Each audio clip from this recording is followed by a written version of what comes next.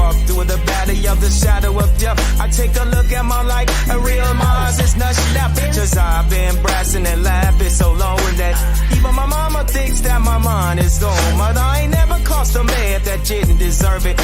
Be treated like a punk, you know that's unheard of. You better watch how you're talking and where you're walking, or you and your homies might be lying and junk. I really hate the joke, but I gotta love. As they cope, I see myself in the pistol smoke pools. I'm the kind of G that let the homies wanna be like on my knees in the night, saying prayers in the she line. Been spending most our lives living in the gangster's paradise. Been spending most our lives living in the gangster's paradise. Been spending most our lives living in the gangster's paradise. Been spending most our lives living in the gangster's paradise. Took out the situation and they got me facing. I can't let but know it. I was raised by the shit, so I gotta be there with the little team. Too much Stella bitch and watch it got me chasing jeans. I'm an educated fool with money on my mind. Got my tin in my hand and the cream in my eye. I'm for loped out cakes to set chipping bacon. And my homies is down, so don't arouse my acres. Fool, that bang like nothing but a heartbeat away. I'm there but like do it down. What can I say? I'm 23 now, but will I let the see 24 the way they just going? I don't know. Tell me why are we so blind to see that the one we hurt are you and me? Been spending most our lives living in the gangster's paradise. Been spending most our lives living in the gangster's paradise. Been spending most our lives living in the gangster's paradise. Been spending most our lives living in the gangster's paradise. Power at the muddy, bunny in the flower. Been it after me, power after hour. Everybody's ready, whatever that may look at is going on in the kitchen. But I don't know what's shaking. They say I got to learn, but nobody's here to teach me. If they can't understand it, how can they teach me? I guess they can't, I guess they won't, I guess they fuck. That's why I don't want like designers up for. Been spending most our lives living in the gangster's paradise. Been spending most our lives living in the gangster's paradise. Been spending most our lives living in the gangster's paradise. Been spending most our lives living in the gangster's paradise. Tell me why are we so blind to see that the one we hurt are you and me? Tell me why are we so blind to see that the one we hurt are you and me?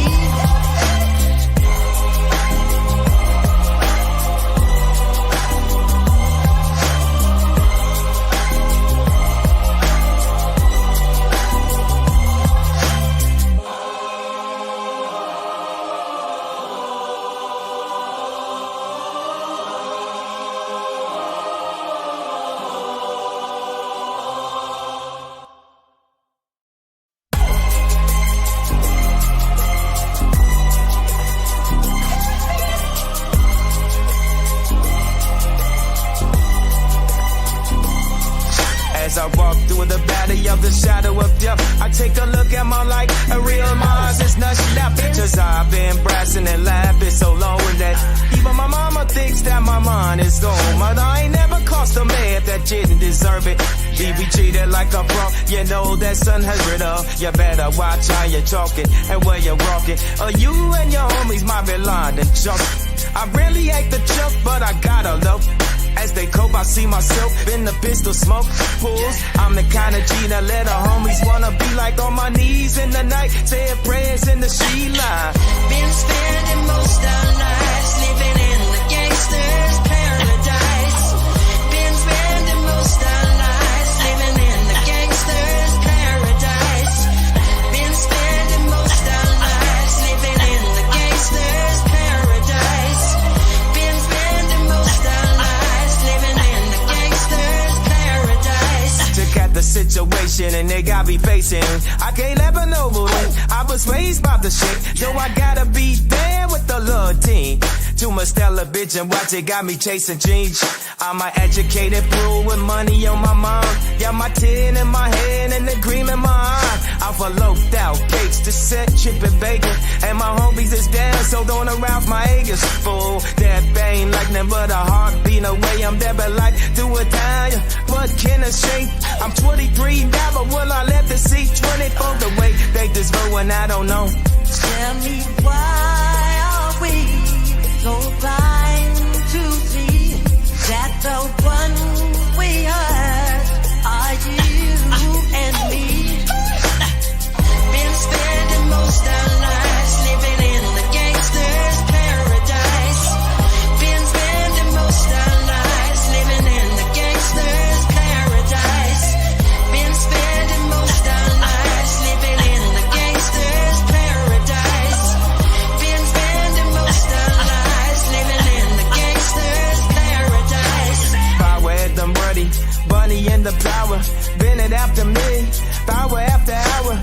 Everybody's ready, but I may look at this going on in the kitchen. But I don't know what's shaking. They say I got the learn, but nobody's here to teach me. If they can't understand it, how can they teach me? I guess they can't, I guess they won't, I guess they fuck. That's why I don't like designers up for. Been spending most our lives living in the gangster's paradise. Been spending most our lives living in the gangster's paradise.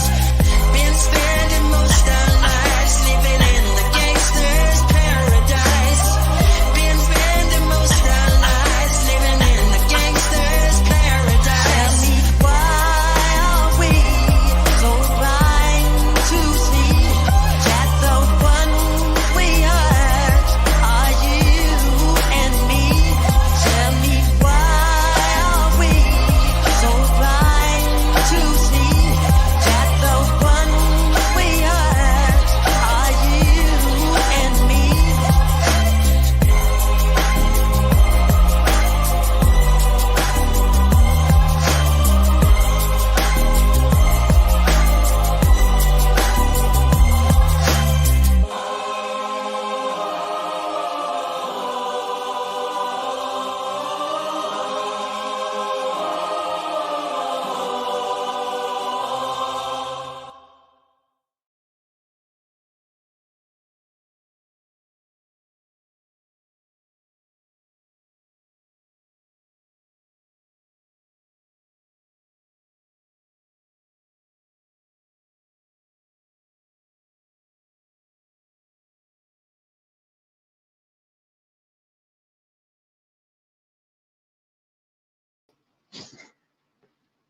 What's good, everybody?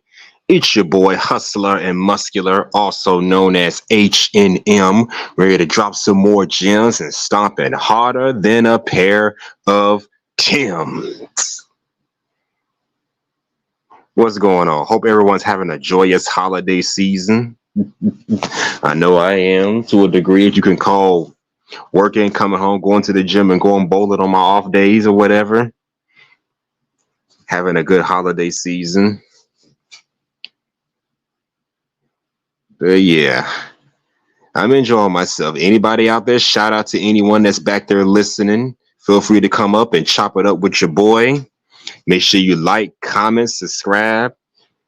Information to my Instagram is right there, as you can see it. Cash App has been pinned to the chat as well. Feel free to donate to your boy to keep this channel going. I mean, I'm giving y'all some pretty good content. So, hey, at least you could do is show your support by donating, like, comment, and again, like, commenting, and subscribing to my channel. Trust me, I'm making sure to put out content at least once a week, and I'm going to try to keep this as consistent as possible.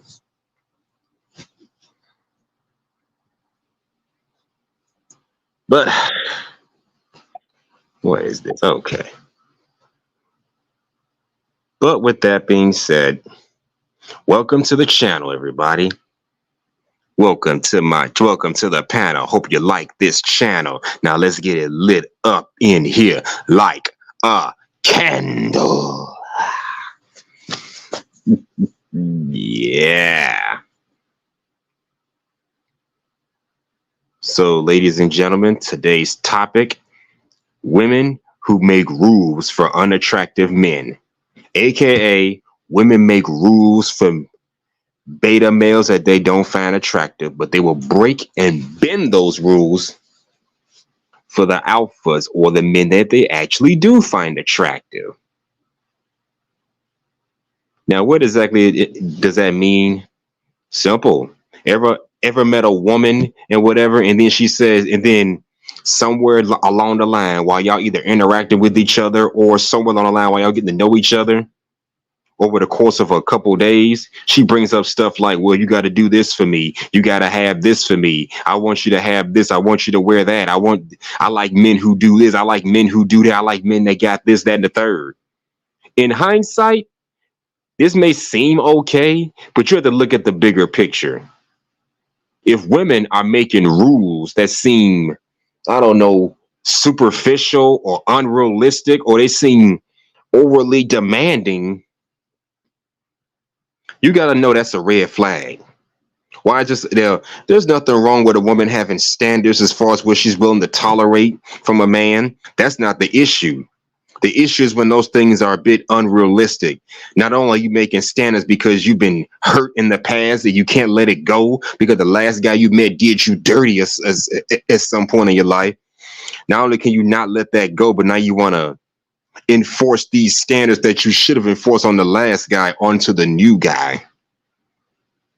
Now, here's something men need to understand. Anytime a female comes at you with these unrealistic expectations, such as you got to do this for me, you got to have that, you got to do this, you got to pay for this, I expect you to do this and a third for me, understand something. She's making these rules for you not because she has a standard and she doesn't tolerate BS. Not only that, but she doesn't really find you attractive like that. She's making all these rules for you. These dumbass, unrealistic rules specifically for the men she doesn't find attractive. Because believe me, if a woman likes you, she's not going to come at you with all these damn demands. See, she'll make rules for the men she don't find attractive, but she'll break and bend those rules for the men that she actually do find attractive. So you find yourself doing extra shit for a woman or giving a woman a whole lot of stuff, basically going above and beyond just to impress this woman, jumping through hoops left and right, up and down. You can best believe she is not attracted to you like that. No, she isn't. She's attracted to basically what you can do for her, not so much who you are as a person. That's how some women do. All women don't do this. But yeah, women will take advantage of men that they dub as unattractive, but they can prove useful. Kind of like the men that they have in the friend zone, doing extra stuff for them when it's convenient. You know, the guy that gives her rides everywhere, the guy that comes to the house to fix stuff, the guy that just gives her money whenever she needs it. Yeah, women will use those men just for conveniences.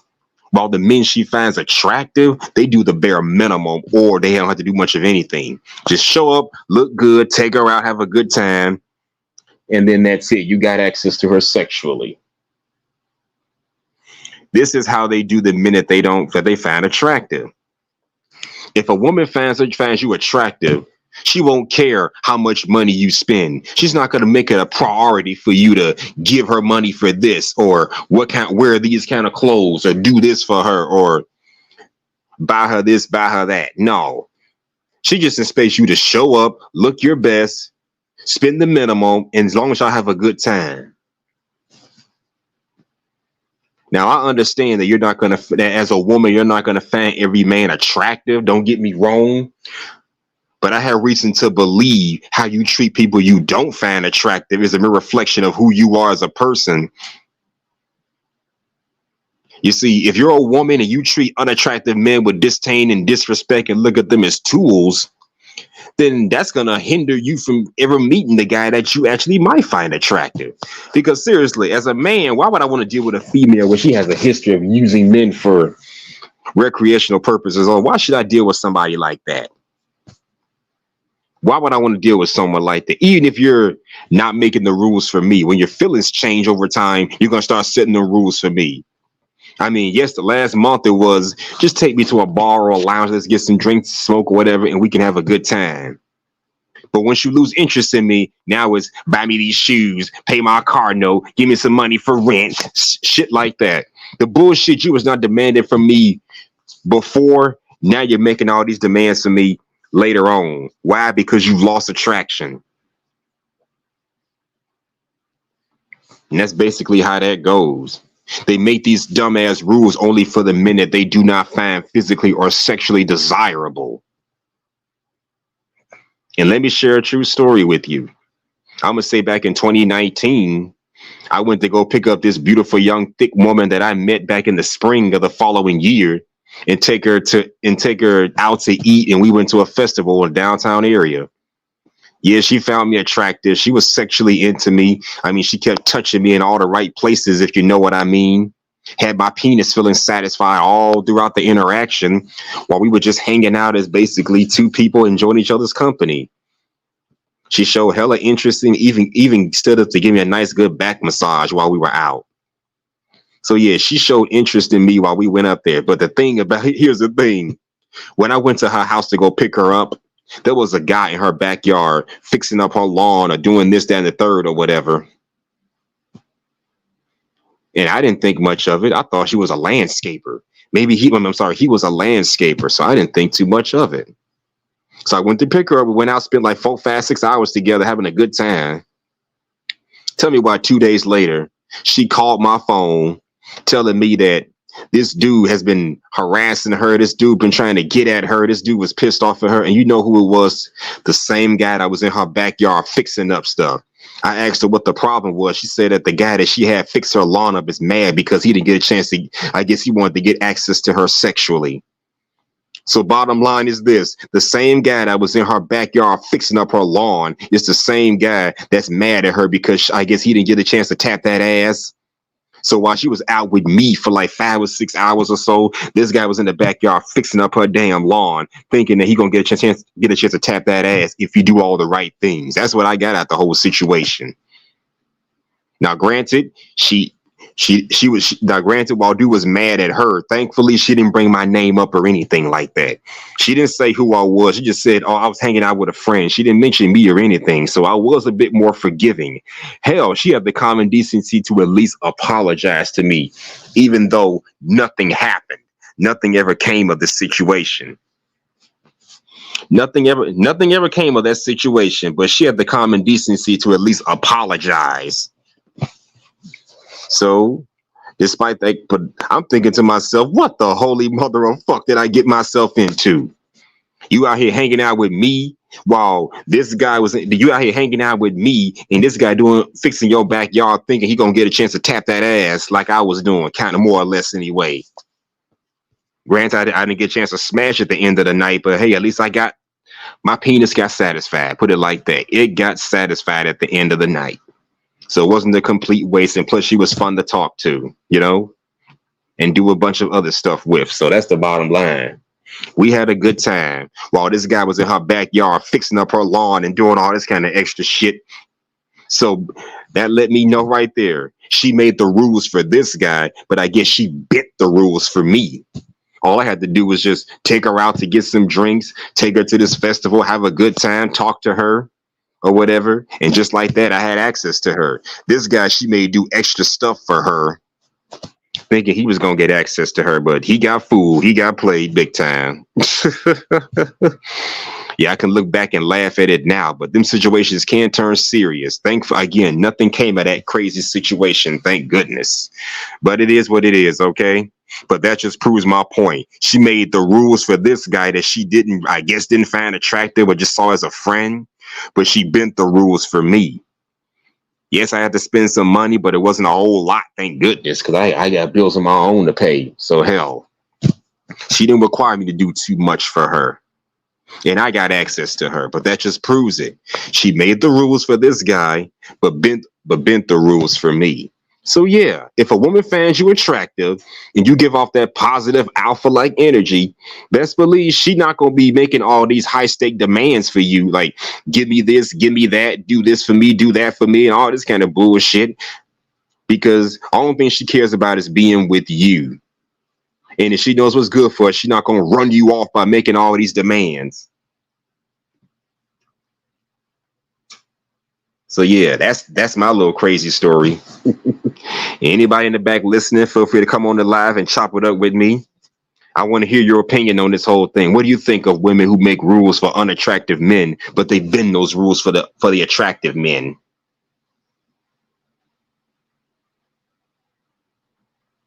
Because that's what a lot of women tend to do. Just like in my little crazy situation. Oh boy. So yeah, if you're dealing with a female and she has all these demands, like you do this for me, you do that, you gotta do this, she not feeling you like that. You may think this is common sense, but you'd be amazed how men fall for this stuff. Now, granted, if it's a female friend that you've known for some years and there is no sexual attraction and you do some favors for her, okay, that's one thing. Because a lot of women, from what I noticed, don't be asking men that don't find them attractive to do a lot for them. Like if I meet a woman, she knows I'm not interested in banging her. I'm not into tapping that ass. I have no interest in her sexually. She's not gonna ask me for a whole lot. But the females that know I like them and want to get at them, they be the main ones asking for the most. I've noticed that too. So yeah, I've been on the receiving end of both. I've been the guy that women made rules for, but at the same time, I've been the guy that women broke the rules for. So I know what it's like on both ends. I've experienced it on both ends. So I know what that's like.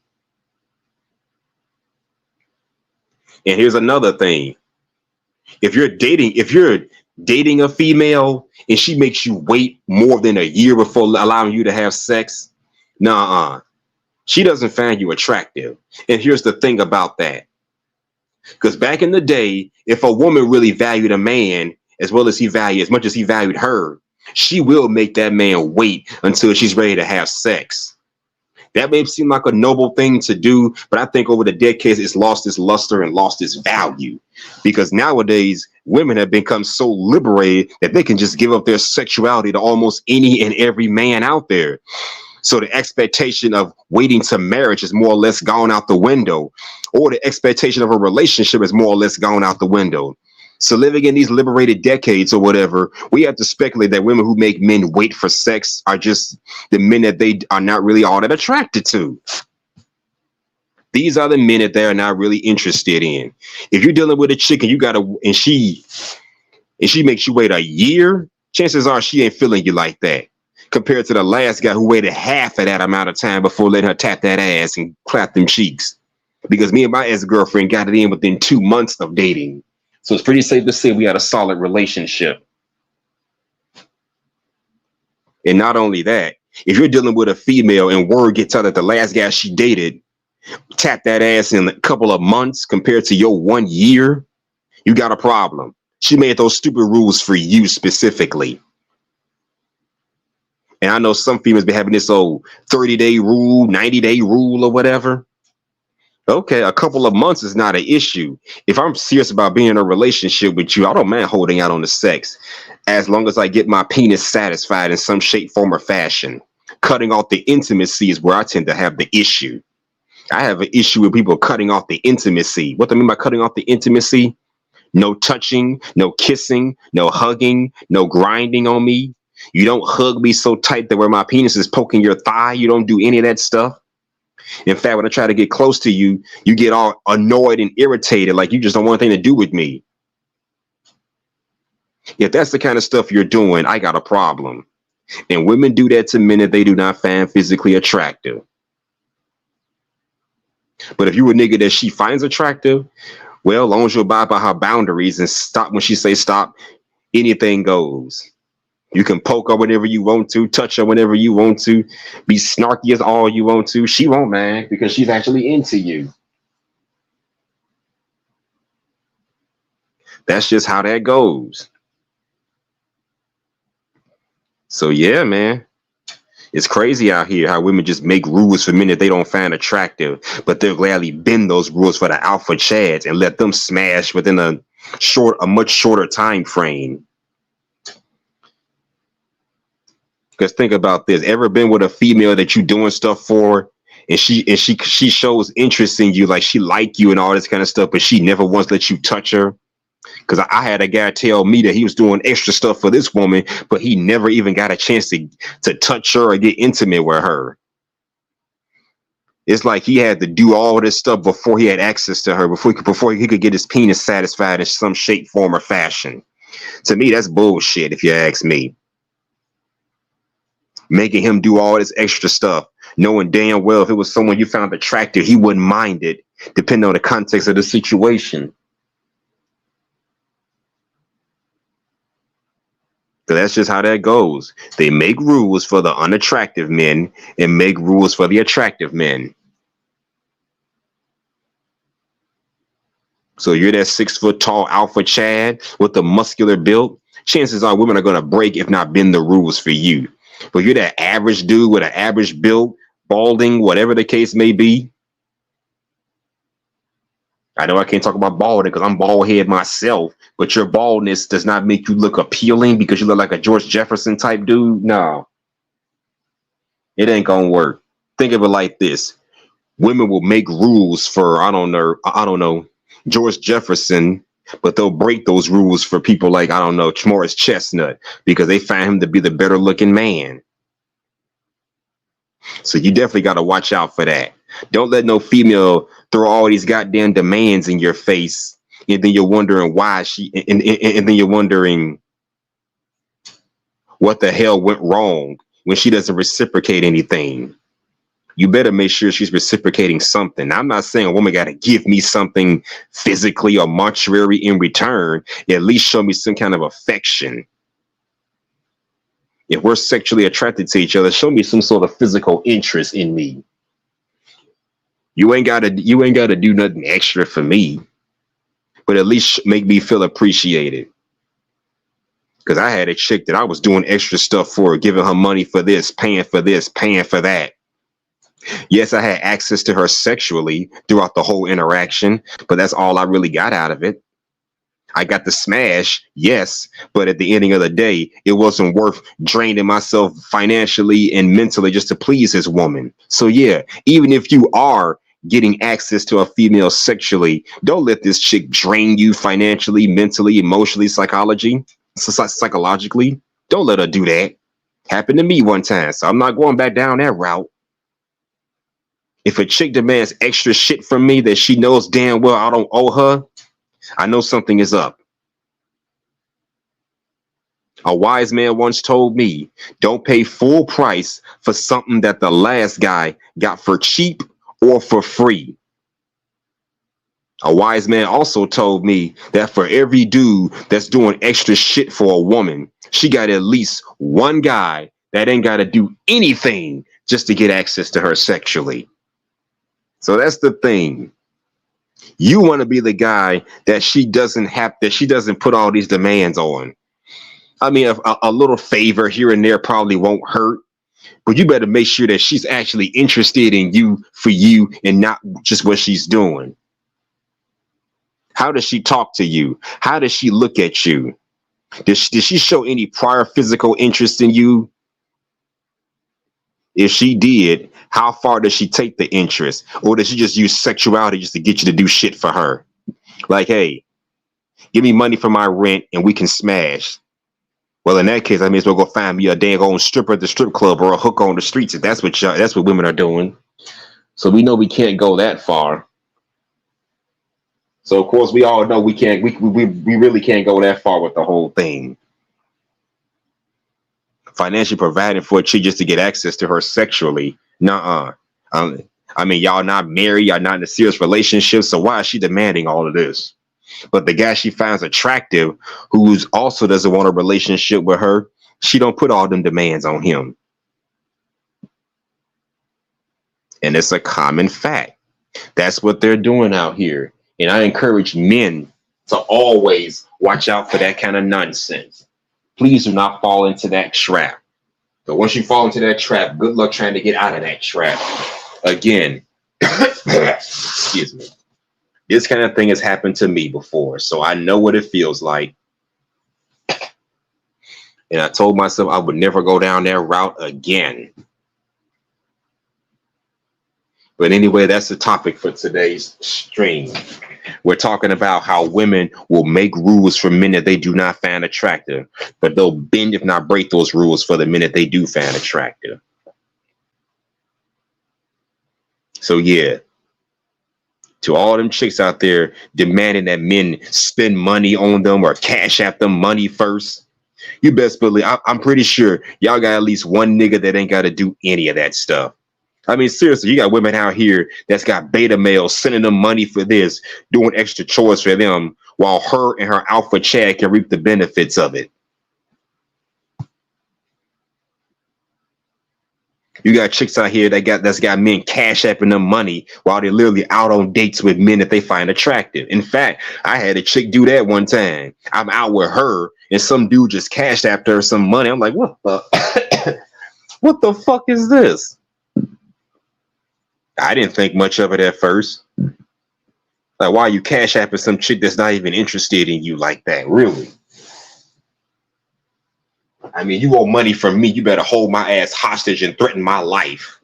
Because no, I'm not going down that road again. No man should ever want to go down that road. And that's why I'm encouraging men to find their self-worth the same way I had to find my self-worth.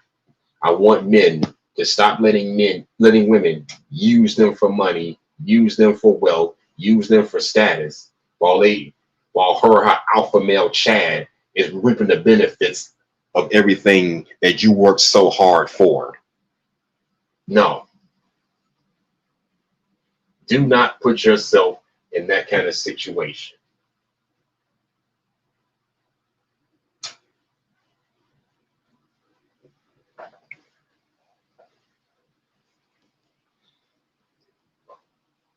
So yeah, heed my warning.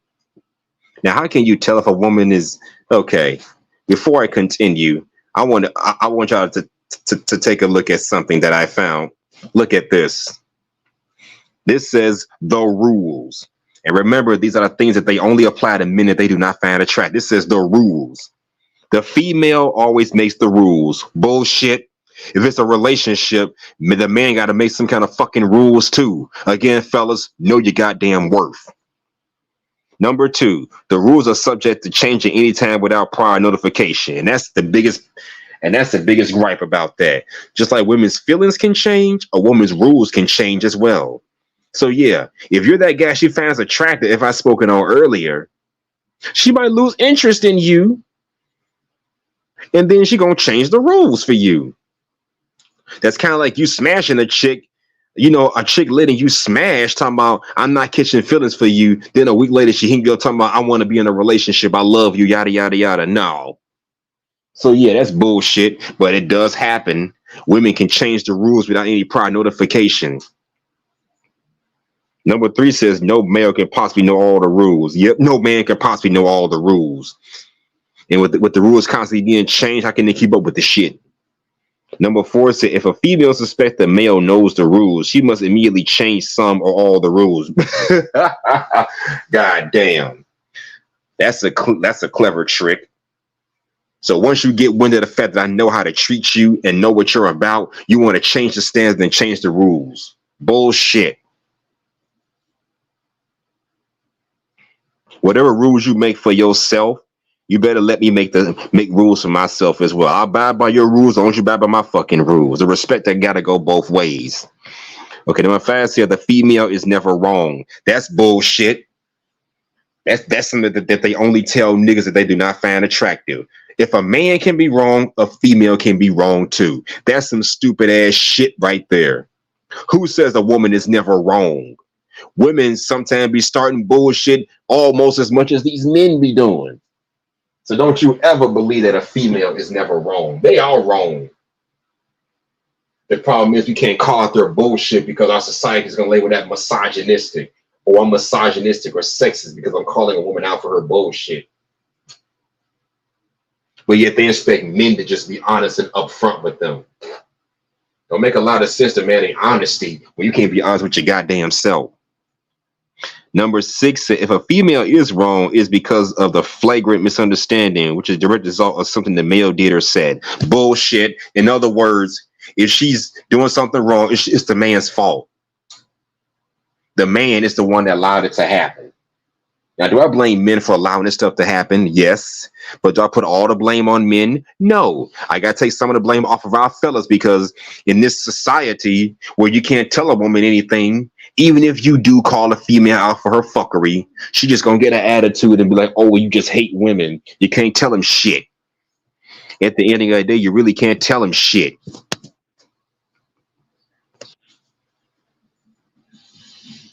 When it come down to it, you can't tell these females a fucking thing. They're going to do what they want to do regardless.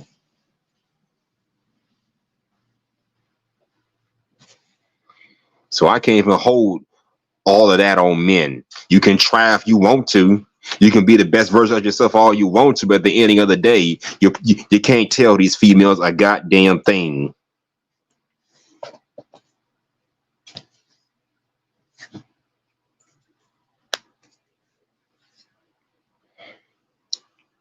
Number 7 says, if Rule 6 applies, the male must apologize immediately for causing a misunderstanding. If he did something wrong, okay then. But if he didn't do shit wrong, what the fuck is he apologizing for? Why blame everything on the man? Why the fuck you blaming everything on the goddamn man? Man hits woman, it's his fault. Woman hits man, it's still the man's fault. Woman cheats on man, man cheats on woman, it's his fault, rightfully so. Woman cheats on man, it's still his fault. You see how fucked up that all sounds? Men choose recklessly, they're told to choose better.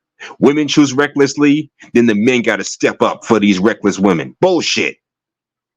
All the accountability is on the man, none of it on the woman. Always blaming men for their fuckery. I don't stand for that shit. Don't blame me for your fuckery. Own up to your bullshit as a human being. Number 8 says the female can change her mind at any time. I could have told your ass that. You're damn right. Females can change their minds at any given fucking time. And that's the thing. They can always change their minds at any given moment. Because they don't know what the fuck they want. They act on emotions instead of logic. One minute they want to go out with you, the next minute they don't want shit to do with you. One minute they're attracted to you, the next minute they don't want you. Now, I understand women are emotional. They're emotional creatures. But when you let emotions dictate how you act and what you do, that's a problem. You got to balance it out with some logic. You can change your mind at any given moment. Yeah. Number 9 says the male must never change his mind without the express written consent of the female. What the fuck you talking about? If I change my goddamn man, I gotta tell you shit. If I decide I don't want to see you no more, I don't owe you no fucking explanation. Are you serious? I don't owe you a damn thing.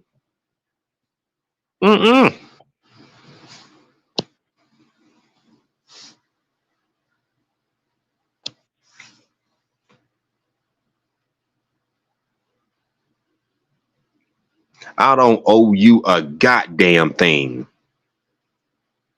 So you're allowed to change your mind, but I can't change mine? That's not fair. That shit ain't fair at all. That's not Number 10 says the female has a right to be angry and upset at any time. Well, anybody, I believe anybody and everybody has a right to be upset. Why are we pampering women or pandering to women to express feeling, but the men can't do that? Men have feelings too. Yes, we're supposed to control ourselves and not be emotional like women. Don't get me wrong. But at the ending of the day, we're all human beings. We all have feelings. We all have emotions. Statements like this neglect the fact that men have feelings too. They have emotions too. They're not some fucking robots that could just be shut down and powered up what's needed. No, we can't treat men like that. No human should be treated that way. But that's how society looks at it. It's bullshit in my eyes. It fucking sucks, honestly.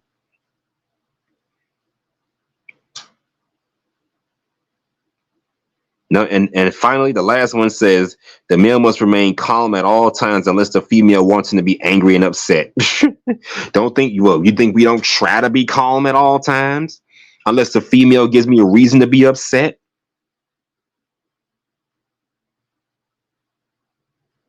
But sometimes these females think it's okay to poke the goddamn bear until he eventually snaps. So these are some dumbass rules. Now, like I said earlier, these are the rules that they make only for the men they do not find attractive, aka the beta male simps. But the alpha chads can get away with all. I bet you the alpha chads can break all these rules. I bet you the alpha chad's not gonna be. I bet you for the alpha chad, she ain't gonna make all the rules for him. I bet you for the alpha chad, she ain't gonna change jack shit unless somebody else better come along. I bet you for the alpha chad may not know all the rules. Even if the alpha chad knows all the rules, she ain't gonna change them for him. I bet you for the alpha chad, she'll admit she's wrong. I bet you she won't blame the alpha chad for her outbursts or whatever. She not gonna make the alpha chad apologize for shit. She ain't gonna change her mind for the alpha male. For the alpha males, the alpha males don't need no written consent from a woman to change his mind. I bet you she'll let the alpha male be angry and upset almost as much as she is. And I bet you, yeah, the alpha male gonna definitely remain calm unless the female give him a reason to be angry. But chances are she gonna try not to do anything to anger him. And if he does, she gonna regret it. If she pisses off the alpha chad, yeah, the men she found attractive to the point where they just don't want to be bothered with her ass anymore, she gonna regret it in the long run.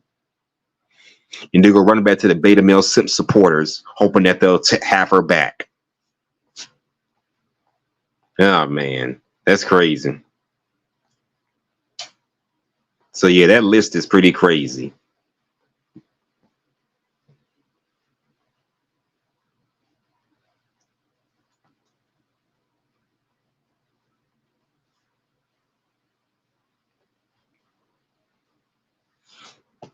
All right, seeing as how nobody's actually on the panel right now, what I'm gonna do is take a brief stream break. I'll be right now. I'm gonna take a brief stream break and I'll be back in a few minutes. Hopefully by that time, we'll get somebody on the show. So give me about 2 minutes. I'll be right back. Until then, enjoy the music.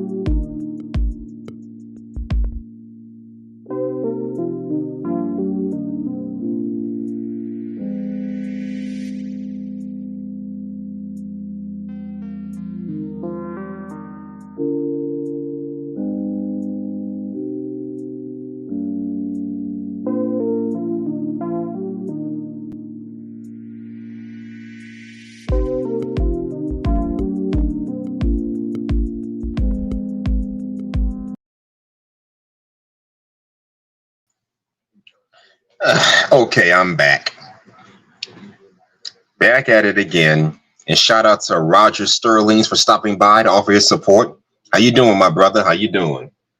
But yeah, I'm back. I'm back at it again.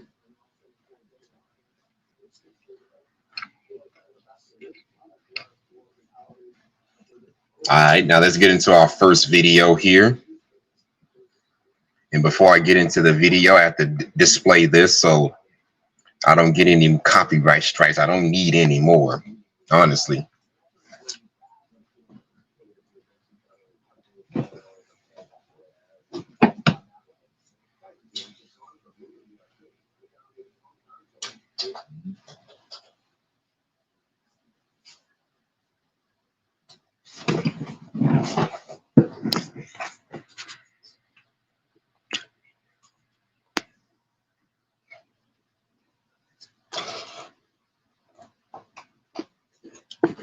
All right, here we go. Now, oh wait, before I forget, shout out to Red Fields. Make sure you like, comment, subscribe to his channel. Red Fields is the name of his channel. All right, now let's get into this video. This says women make rules for betas but break them for alphas. That's what we was talking about earlier. Having all these damn demands for men that they don't find attractive, but they'll lessen those demands for the men that they actually do find attractive. Yes. Oh shit.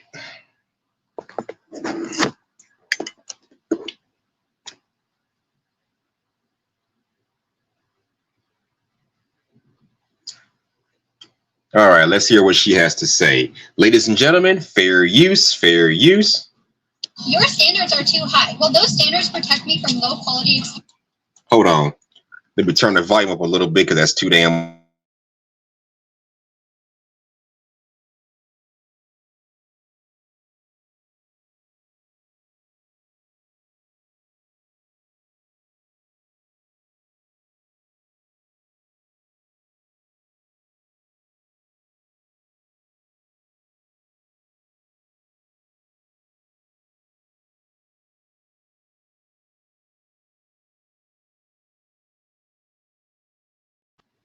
All right, let's continue. Fair use, fair use. Your standards are too high. Will those standards protect me from low quality experiences? And that's why I'm not afraid to say no. That's all good, dear. However, the line between high standards and delusional is quite blurry. Yep. I'm inclined to say most modern women are in the latter.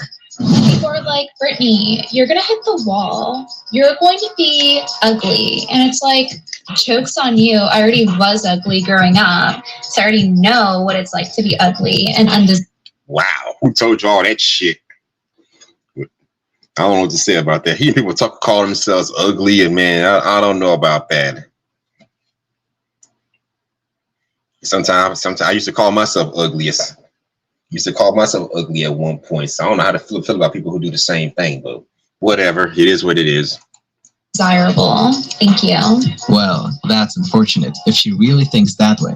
However, ugly women are still better at getting attention from the opposite sex than average men. Additionally, that's true. All you gotta do is just go on social media, post some sexy pictures, and men are gonna look at you and give you some attention. Bottom line. Anyways, fair use. hypergamy affects all women, not just the pretty ones. So the problem of hitting the wall really affects everyone. Besides, 99% of women at the ages of 18 to 28 are pretty attractive. Yep. Unless there's an obvious deformity, these women aren't going to have a hard time finding a random simp to love them. I think this chick's just trying to get attention. She's fishing for compliments. And that's something I said. I got a female friend that does that shit sometimes. At some point, I just got tired of it. Just looking for someone to validate your beauty. And she had there to tell me that just because men think she's beautiful that they're thirsty. So yeah, you're a female and you have so little confidence in your own physical beauty that you think any man who finds you attractive is just thirsty. And you believe he can do better than you. Nobody wants a woman like that. Being with a woman like that is just draining. It's ridiculous. Nobody should ever want to deal with a female who has that kind of mindset, honestly. But anyways, fair use. It got worse, but I feel like it's about to get That's the thing with dating when you've hit the wall. What's up with her voice, by the way? It gets worse. Surprisingly, the opposite happens with the men. The more women a man dates, the more success he'll get. That's what Exactly. That's the thing. That's what separates men from women. We can explore our options and guarantee some success. Women can't do that. Women, on the other hand, can't do that. Unless women change their attitudes, they're not going to get the results that they want. They can't just play the field the same way men do, especially when they have a nasty attitude about the whole thing. No, that just doesn't work. So no, that doesn't work well in favor of women. It just doesn't. But anyways, fair use. it's so awesome to be a man, especially when you've put in all the hard work on yourself. It sucks in the beginning because you're a nobody, but once you get things going for you, it's much easier. I want to hear about your first date fails. I'll go first. I walk up to a bar where the guy I'm meeting is waiting outside for me, and before I even say hi, I had to wipe this idiot's nose off. I figured, I just drove 35 minutes for this bullshit. I need a fucking drink or two. She went, What? Hold on, run that through me again. but once you get things going for you, it's much easier. I want to hear about your first date fails. I'll go first. I walk up to a bar where the guy I'm meeting is waiting outside for me, and before I even say hi, I had to wipe this idiot's nose off. I figured, I just drove 35 minutes for this bullshit. I need a fucking drink or two. She went on a date with someone sniffling. Hopefully I can bear sitting through chugging one or two drinks, and that is what I did very quickly. Then I went to go smoke a cigarette. That was going to be my out, but the guy just wanted to be such a gentleman that he came outside with me. And I was like, ooh. So when I was done, I just turned around and walked away. And he screamed, really? And I turned around with a big ass smile, and I was like, really? Okay, what the fuck happened here? What did he do wrong? I don't get it. What the hell did this man do wrong? So he was sniffling because I've been sick. So you went out with a guy who was sniffling? What, he had a runny nose or something? I don't know. Well, I'm not understanding what the hell is going on here. So you went out with a guy, went out to a bar to meet a guy. You had some drinks. I guess you weren't feeling him, so you just walked away from him. You went outside to have a smoke or whatever. You went out to have a smoke. He followed you outside because I guess he wanted to make sure you were safe, or maybe he wanted to smoke too. I don't know.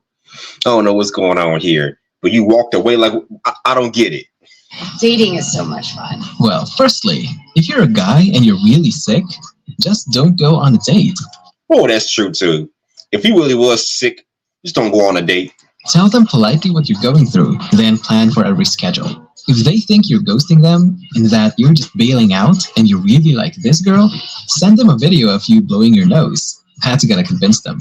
Add a funny caption like, I hope you have a snot fetish or something along those lines to break the awkwardness. If they don't respond or if they can't understand your situation, then that's not a relationship you would want to be in anyway. Why do men have this irrational fear? Okay, so you was sick. Okay.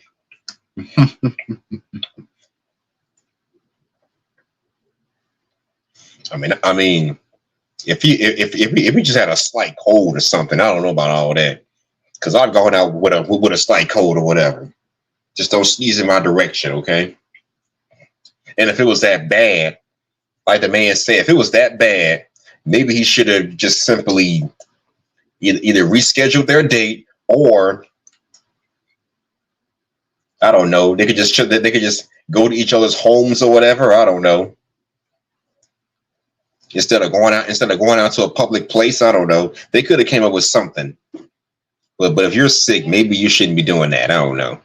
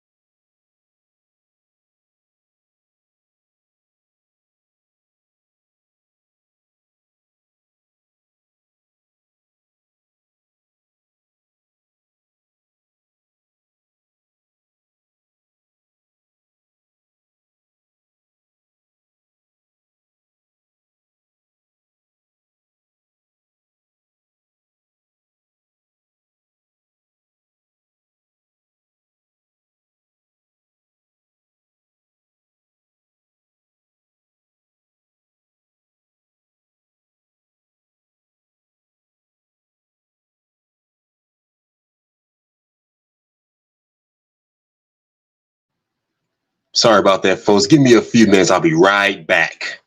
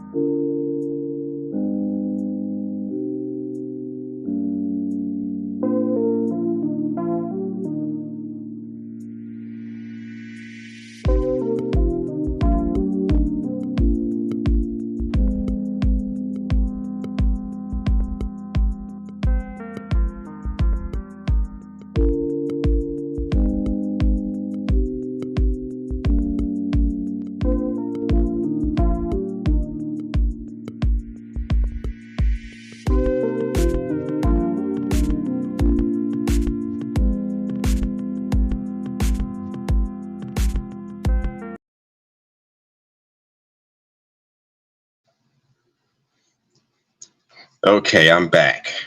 Hopefully there won't be any more interruptions throughout the duration of this live stream. But come on, let's get through this. All right, fair use once again, ladies and gentlemen. Fair use, fair use. That women are going to use them for money that they don't have. Like, sir, you have lawn chairs in your living room. Because it doesn't matter to women. Just as long as they can benefit from the guy, they're ready to take away anything and everything he has. Yep, your words are true. Has this chick never seen any divorce court hearing? Has she been living under a rock all this time? For money you don't have. They're afraid of being used for money that they don't have. With all the stories I hear about women being, with all the stories I hear about men being ran through in the family courts, it's safe to say that kind of shit does happen. Talking about you don't have anything. Well, then tell it to the goddamn judge that's gonna make you give up something in the event that you get divorced from a woman. But anyways, fair use. Men get imprisoned for not being able to pay. Their reputation ruined. Yep. They get locked up for not being able to pay for alimony or child support, whatever. Everything they worked for, gone. That's how badly the system treats men. Yep. And here's the funny thing. I'm sure this woman knows why. She's just asking this question to shame men.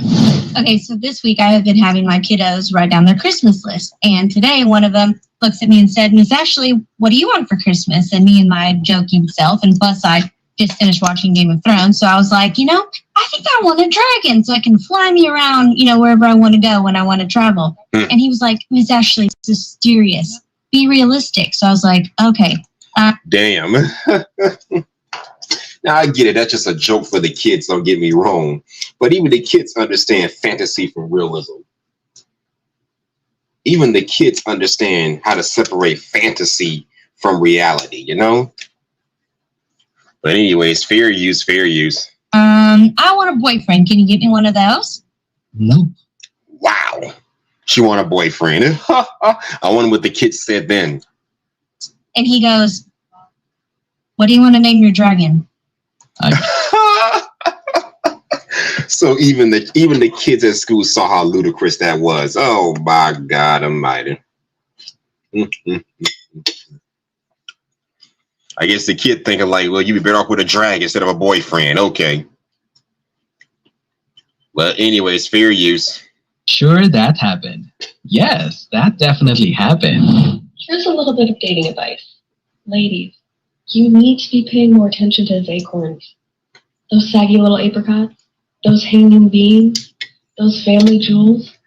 Pay more attention to them and you will not regret it. I remember Kevin Samuel saying this. The foundation of every working relationship is sex. Yep, and without sex, the relationship is not going to flourish. Makes sense to me. Without sex, it's over. Remember that, gentlemen. On my second first date of 2023. Second first date of 2023. How much sense does that make? Okay, how do you go on a second first date? It's either your first date or your second date. How you go on a second first date? I'm just saying. Anyways, fair use. And it wasn't a bad date, but it wasn't great. In order to keep me in the dating game, every time I go on a first date, it's not fantastic. I find myself against. I thought myself from Campbell. Hey, really? The pink hair isn't a very good sign, though. So maybe switch over to black. I think that'll get you more success, man. Could be. I mean, I don't know about you. If I met a chick showed up with some pink hair on the first date, I would wonder what the hell is she on. I mean, your body, your choice, but be ready for the kind of attention that you may get, or in some cases, lack thereof. But anyways, fair use. Date this morning with this guy who's visiting this tiny island that I live on in the Pacific Northwest. He has a family thing, and he asked me if I wanted to link up after it's done. Isn't he trying to hook up? No, I believe he was trying to see if you can be the cable to his Wi-Fi adapter. Yes, lady, he's trying to hook up.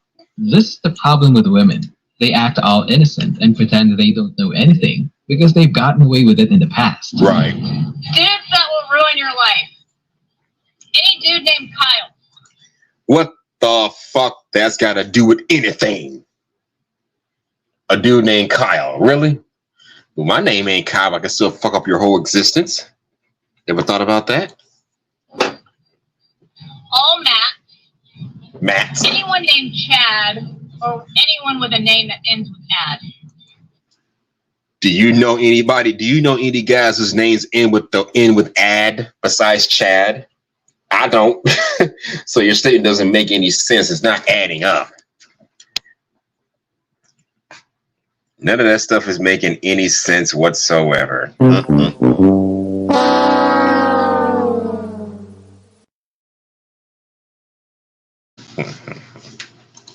All variations of Zachary. Zachary. This is definitely not coming from experience, right? I'm 34 years old, and I am not ashamed of my age by any. Well, you shouldn't be, because you are beautiful. What's your attitude like? Let's find out, shall we? But I was out at the bar last night, and a guy who's maybe about not even 10 years younger than me. Not even 10 years 10 years younger? That's the copest cope statement I've ever heard. Bumps into me, and I'm looking, my best. Bumps into me and says, "Excuse me, ma'am." Ma'am. I'd rather you just call me say "excuse me" than ma'am. Wow. So a younger dude calls you ma'am. Wow, what's wrong with that? I know some women don't like being called ma'am because it makes them feel old. I don't know, but maybe you should embrace being 30-something. Hey, there's no reason not to embrace being 30-something years old. You could have just corrected the guy and be like, "Hey, you're no younger than you're not that much younger than me." But I get it. Fair use. Sorry, ma'am. Us men, we're just trying to be respectful to our elders. Anybody else in this really weird stage of your life where you're simultaneously really, really happy being on your own and being single for once, but you also really, really want a relationship, and you love your job and really want to continue making advances in your career, but you also kind of just want to quit your job and go travel the world, and you really... Gentlemen, listen up. Wow. This is one type of woman you should avoid. The highly indecisive ones. I know. But Redfield guy, aren't all girls like that? Nope. Women who cannot decide on anything and everything are walking, talking red flags. I could have told you that. They can't decide what they want. They could want this today, but want something different tomorrow. These are the kind of females who take a car back to the shop just because they got a fucking flat tire.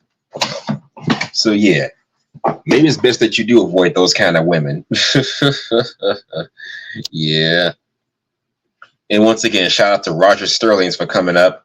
Feel free to come back up here if you can. Link is right there in the chat. Feel free to chime in on the topic whenever you get a chance. But anyway, let's get back into it. Fair use. These women will navigate their world using their feelings. Yesterday, she likes you, and you have great sex. Piss her off, and tomorrow, you could be a rapist. Not fun. When someone ghosts you right after you've asserted a boundary, the ghosting is clearly in response to the boundary. When you say, "No, I'm not coming to your house on a second date for dinner," and they ghost you, it's because you asserted a boundary. Speaking of... You asserted a boundary. Well, are you consistent with those boundaries? Or are you just making those rules for him? Now, granted, I don't recommend going to somebody's house on a first date. Maybe a second, third day. I don't know. Get to know the person first before you go doing that kind of stuff. But that's just me. Red pill echo chamber myths. There is a misconception in that comment section that is being expressed by the men who were offended by that video. They all seem to think that women will compromise and should compromise their boundaries and standards for men that they find especially attractive. Exactly. That's the whole point. That's exactly what we're talking about. Women will compromise or change their rules only for the men that they find attractive. That's what I mean by consistency. When I say consistency, I'm talking about, does this apply to all men that the men in the past you've hooked up with? Or was this some dude that you really, really liked and he was like, "Fuck it, I'm going to your house. You can come by my house for a first date or a second date." Because when your standards are that inconsistent, that could be a problem right there. When your standards are inconsistent like that, yeah, it's a major red flag. You can't make rules for me, but then break them for somebody else. But anyways, fair use. Meaning that they do not believe a woman is fully interested in them unless she is compromising her standards and boundaries for him. And if that... Yes. Women make rules for betas, but break them for alphas. This happens all the time. I don't usually do this. Yeah, if you hear that from her, That usually means she's deemed you high value enough. She's willing to compromise her boundaries. Again. Women navigate the world through emotions. They don't care about facts and logic. Or the other situation could be, this woman has hit the wall and she's trying not to come off as easy because she's ready to leave her 304 face in the past. Yeah, but the only problem is you can't run from your 304 past. Once it's there, it's just there. And the only kind of men that are going to overlook a 304 pass are men that just don't want serious relationships with you. That's the bottom line.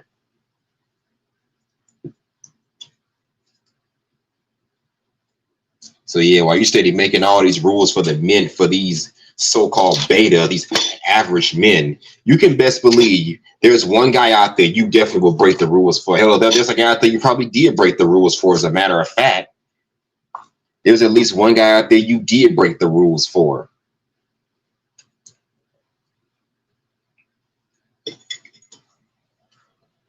When your standards are not consistent, then that's a problem. But like I said earlier, but anyways, fair use. If she likes you, she might just delay sex from you because she doesn't want to come off too strong and lose you. Good Lord, I know it. If she likes you, she'll delay good sex because she doesn't want to come off as too strong. No, nigga, if she really likes you, she gonna accept that pipe and lay it down on you hard. She gonna take it like a champ. So no, that's just something that they do for men that they do not find attractive. I mean, come on, look how, I mean, she ain't bad looking at her age, but come on, she can't have the same demands that she had when she was 10, 15 years younger. Seriously.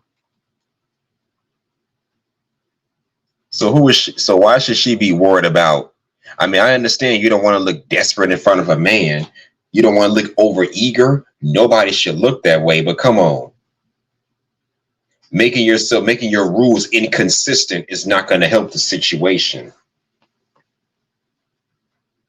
Again, it's the lack of consistency I don't like. But anyways, fair use. It's complicated. I didn't invent any of the shit either. I just play the game. Sorry, boys. I can only guide you. Okay, so another failed date.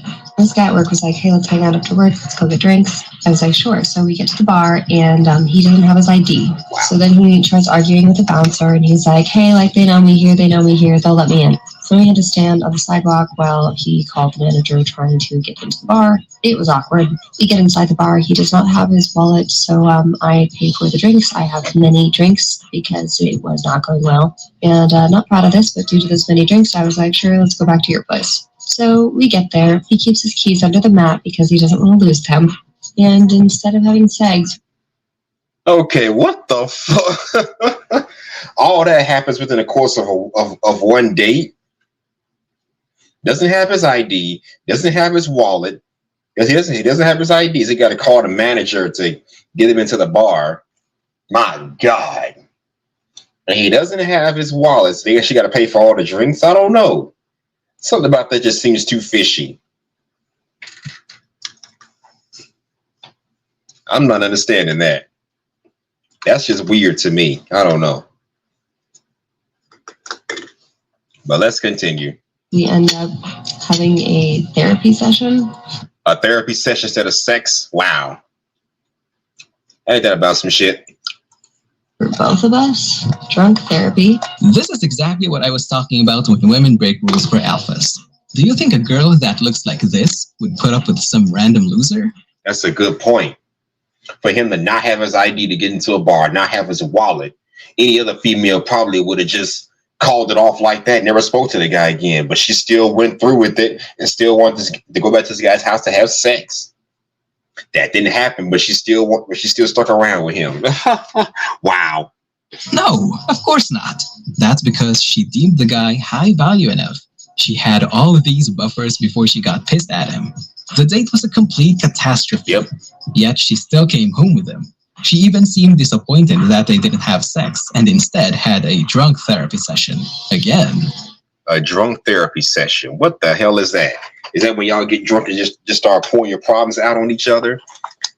If pouring your hearts out to each other, they say liquor makes you tell the truth. So, hey, maybe that's what happened. But goddamn, for her to go through all that and still want to put up with him, oh, man.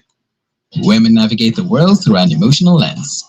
30 and I'm single. And something that I quickly had to learn while dating at my 30s is that 30 or plus year old men would much rather date women that are on their early 20s than women that are 30 or plus years old. Okay. And what's the problem with that? And you know what? For men over 30 who don't have children, what do you think they're going to do? Because think about it like this. I spoke on this in the past. If a man in his 30s wants to date a woman in his 30s, say a 35-year-old, or 36 or 37-year-old man wants a woman that's also 35, 36, 37 years old, he got to make some compromises and sacrifices if he's going to make something work with her. For example, he's got to compromise youth. He's got to sacrifice, well, maybe not so much the beauty aspect, but he's definitely got to compromise fertility. He's got to compromise fertility because no female over the age of 35 can give birth in a healthy manner. So if you're a 30-plus-year-old man and you want children, but you got a female that's also in her 30s, she can't give you kids. It's going to be a high-risk pregnancy. So why wouldn't he go for the younger woman, younger, hotter, sexier, and childless? And speaking of childless, you got to sacrifice purity because 9 times out of 10, most females over the age of 30 already got kids by other men. So you ain't got it. So it's a lot of baby mamas and single moms to choose from and way less widows to choose from. I get it. You got some 20-something-year-olds in their 20s and that's got kids as well. You got 20-something-year-olds that's got kids as well. I get that. But if you're searching in the younger date, if you're looking at women between the ages of 18 and 28, you got a lesser chance of fighting females that already got kids. In the 30 and up market, most of them bras already got kids. So they already had their vaginas penetrated already. So you got to sacrifice purity and a possibility of having kids, purity and fertility. That's what you got to do.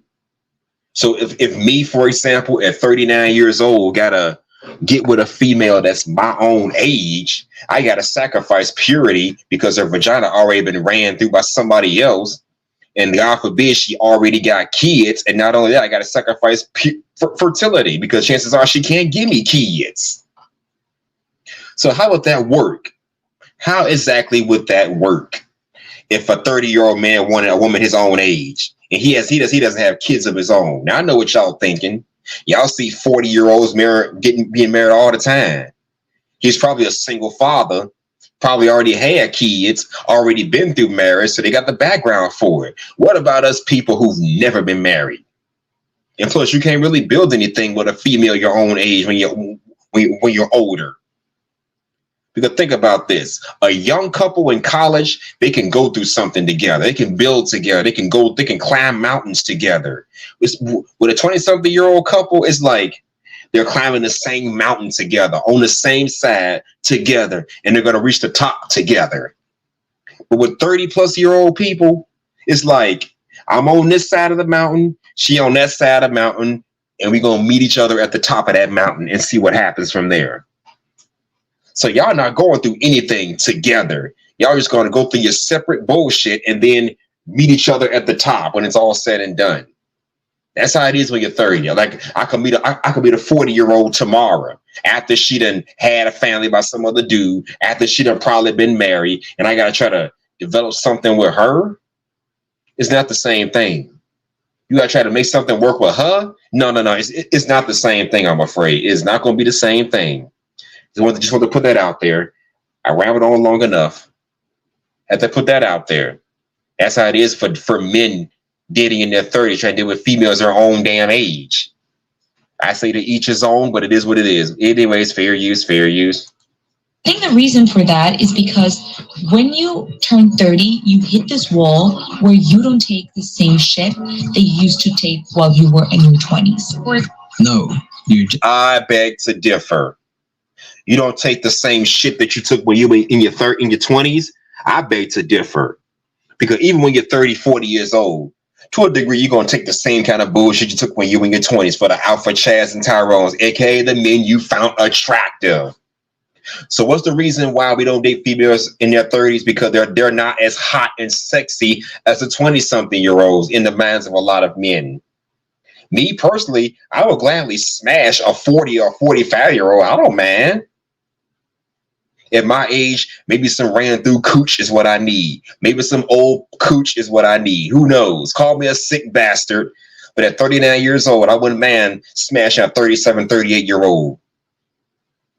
Maybe I like old cooch. I don't know. But some of y'all men out there want young cooch. And besides, just because you're old don't mean the cooch ain't fresh. But it is what it is. But that comment made no sense because she's not taking the same bullshit she took when she was in her 20s. No, the real reason is because a lot of men are not attracted to older women like that.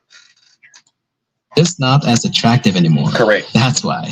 Jesus, the cope on these women is incredible. If mental gymnastics was in the Olympics, this woman would probably win gold. So I just came from a first date. And I'm just going to sum it up. It went well, right? But how he ended the day is just like, it's not much, but I love food. So this just really spoke to me. So as we were saying goodbye, he was like, did you enjoy your food? And I was like, yes, I did. I'm going to be hungry in an hour. So, and he's like, okay. Be hungry in an hour. I'll send you some food to your house so you won't have to spend your own money. Okay. So you told the man you were going to be hungry in an hour after having dinner with him. And he agreed to send you, he agreed to have, I don't know, Uber Eats or Uber, what they call that, DoorDash or some shit, send you food to your house. Okay, what's the big deal? At least you have to pay for it. So what's the problem here? Explain. Helping me save money on food already, and you putting food in my belly? That's a love language for me in its own. Okay. I'm already in love. You feel like you're in love? Okay, let's see where this is going. So I just came from date number 2, and it just keep getting better. How better? And then he ghosted me. I can ghosted you. I said a prayer the night before, and the very next day this happened. God wastes no time. Okay, what went wrong? Damn. only infer what happened. She got used to the treatment, not knowing he was testing her. Fell right into the trap and expected him to do it all the time. Bam. Okay, I kind of see where that's going. Oops. You see, when you start doing favors for women, you know, these extra favors for women, a lot of times they expect them same favors each and every time. So you got to make sure you don't go too overboard. You get an Uber for a female so she can go home from work. She expects that same treatment every other time y'all interact with each other. So this guy DoorDashed her some food. I guess she was expecting it, during the second date and further beyond. So she kept expecting those same treatments every single time they met. Wow. And this is why I tell men, do not spend too much money on women for a first date, because chances are she's going to expect expensive ass shit every single time y'all link up. But they'll make that rule for the beta males, but the alphas that they find attractive, no, they ain't gonna do that. They ain't gonna stand for that. Anyways, fair use. High value man gone.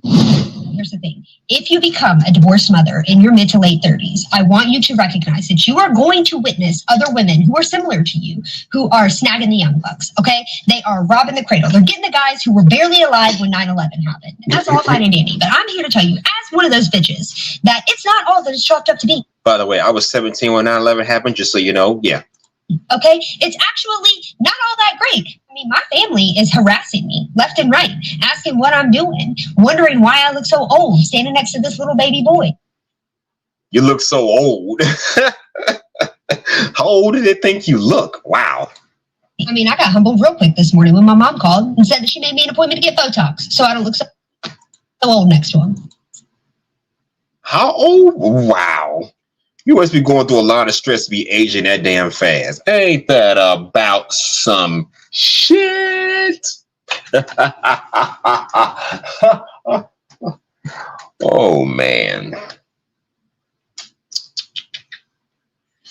Mm-hmm. Anyways, fair use. Hey, Redfields guy. If women aren't interested in young men, why are all these young bucks getting action from older women? Let me explain something to you, young gentlemen. When a woman is in her early 20s, she's at the peak of her sexual market value. True that. Men simp for her all the time, and she pays no attention to them. Heck, she's got too many options. Right. What she's really eyeing are the older, more seasoned gentlemen with years of experience. The 35s to 40s old foxes. That's what they're after. Meanwhile, exactly. Younger women want older men.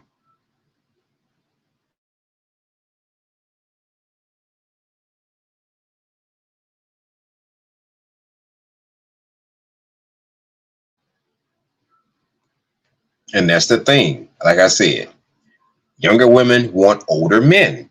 So when she was in her 20s, she wanted the older cats. And some of them older cats are probably checking for her. Who knows? Who knows? But the younger dudes her age, she didn't want anything to do with. And I guess now that she's 30-something years old, them same young men ain't checking for her. Younger men ain't really checking for her like that.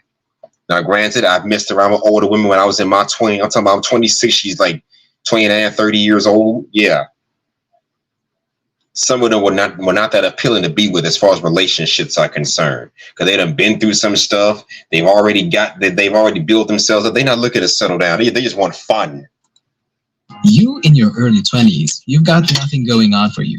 You're young, handsome, but you're on the sidelines. That's all fine and dandy. Let's say you worked on yourself and managed to reach your peak SMV at 40. And then you meet this chick that used to ignore you when you were in your 20s. You guys are both in your 40s. Let's say she's a divorced mother with 2 kids. Wow. Or she's still single at 40. You guys, or a single mother, might have come to the same school and you're both at the same age. But your SMVs couldn't be more different. Yours is higher than hers now. Exactly. Especially considering the fact that she's a single mother, which kind of brings her value down exponentially. Because let's face it, we don't look at single moms the same way we look at childless women. Because to me personally, I think a woman, even if whether she's younger or older, has more value to a man when she's childless. A 30-year-old woman with no children is way more valuable than a 30-year-old woman that has 4 kids. Wow. But especially for a guy that doesn't have kids. If you're like me, somebody that doesn't have kids, you're going to put more value on the childless women and way less value on the single mothers out there. Just saying. Fair use, fair use. The tables have turned. Naturally, she'd want you now, but she ignored you. And now you can get the younger ladies, the ones that... Exactly. Them women that ignored you in high school and college or whatever, they'll come crawling back. They may come crawling back to you years down the line when y'all graduate, regretting how they ignored you. Yeah, but anyways, fair use. Their peak SMVs. So what option does she have left? Hit on the younger bucks that match with her SMV. He's young, handsome, he's got nothing going on for him. Probably don't even have gas money, but he'll do. Why does this happen? Because women are supremely keenly aware of how social dynamics work. They're immensely aware that their value is going down the longer they stay single. So instead of coming to terms with this hard pill to swallow, they would rather date younger, hot guys who've got nothing going on for them. We can discuss this for hours. Anyway, if you're interested to learn more about this, the man who really talked about this early before the red pill movement started getting steam was Rollo Tomassi. Rollo Tomassi, never heard of him. I don't agree with everything he says, but he discusses this in depth with great accuracy. I want to talk about being single and wanting to be loved.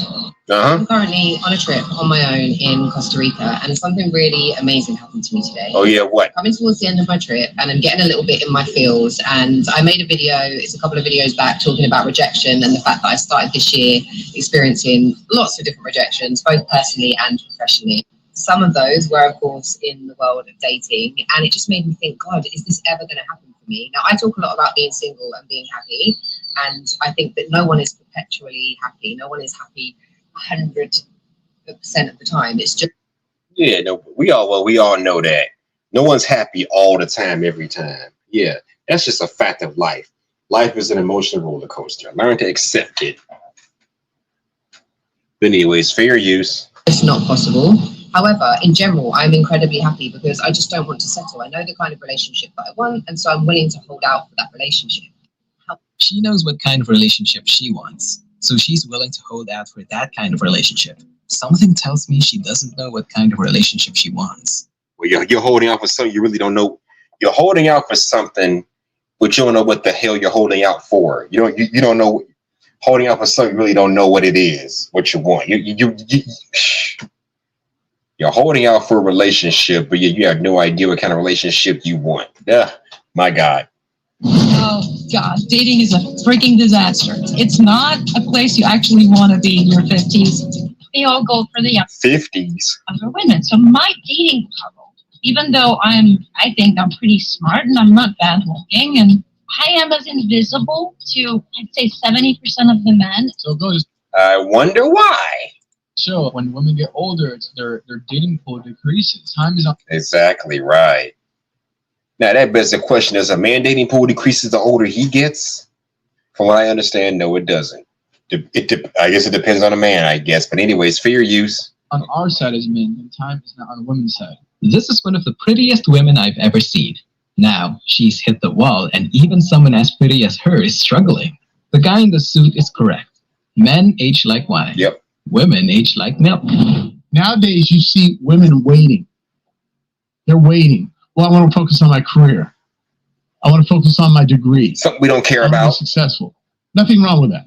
But what happens is they get to 30 and they have an epiphany. They're like, oh shit, I got to hurry up. Like we had a guest on here, I won't say his name, 35 years old, childless, no husband. You're at that, we call it hitting the wall. Yeah. And then they become negative around it and start saying men are shitty, men are douchebags. And then they get in their 40s and they end up on TikTok talking shit at 40 years. Yeah. And there's nothing more immature than a 40-year-old woman talking shit on TikTok.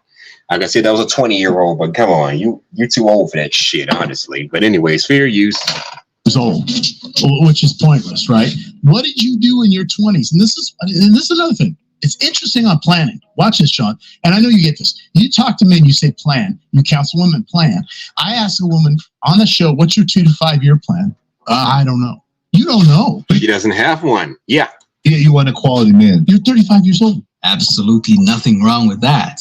I can sympathize with the women on this. It's harsh. Women have such short timelines to pick from between family and career. Meanwhile, men have such a long time to go through and still have kids even at their 70s. We all have crosses to bear though. Men's lives are insanely difficult since childhood. Women's lives, on the other hand, are easier. Anyway, the point of this video is to show you how quicker women hit the wall than men, and how they're going to manipulate you into thinking you're weird for not liking their expired SMVs. Yeah. They'll try to shame you for wanting someone younger instead of wanting somebody older. Don't fall for the trap, boys. Focus on yourselves. And that's the end of the video. That's all the time we have for today. Thanks for watching.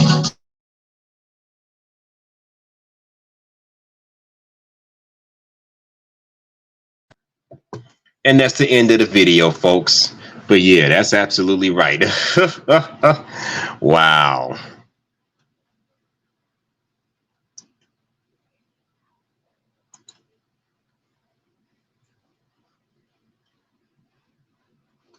And anybody that's back there listening in, hold on. Anybody that's back there listening in, the link is in the link is in the comments. Feel free to come up here and chop it up with your boy about this topic.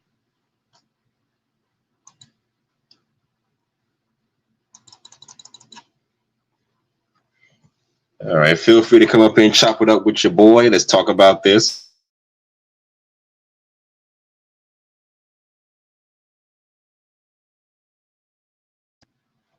Yeah, today's topic is women make rules for men that they do not find attractive. Yeah, And as we've been talking about, women will have a long list of standards that they want their men to live up to. But the question is, do they make are those standards is there any consistency with them standards? And 9 times out of 10, there isn't. As I discussed earlier, all the rules you have for the men that you don't find attractive, why didn't you set those rules for the men you actually did find attractive? Where were those standards when you were getting pregnant, by getting pumped and dumped by Chad and Tyrone? How come you didn't care then? That's what I mean when I say there's no consistency with it. I mean, it's your body, your choice, but just be ready for the consequences that come behind misusing your body and how should I put this? And taking advantage of such choices in a bad way. You don't properly take advantage of if you don't properly take advantage of your freedom, it's got to come back and haunt you in the long run. Bottom line, point blank and simple. All right. Okay. Never thought I'd be doing it. Well, since nobody's coming up on the panel, nobody has shown up just yet. So what I'm gonna do is I'm gonna take my last. Hopefully, this will be my last stream break. I gotta take care of something.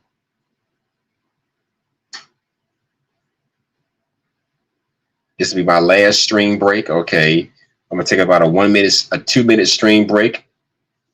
If nobody comes up by then, I'm just gonna continue with my show. But that's what I'm here for, to give y'all a show. Even if nobody's watching, y'all can watch the replay and see if you gain some insights on what I'm talking about here.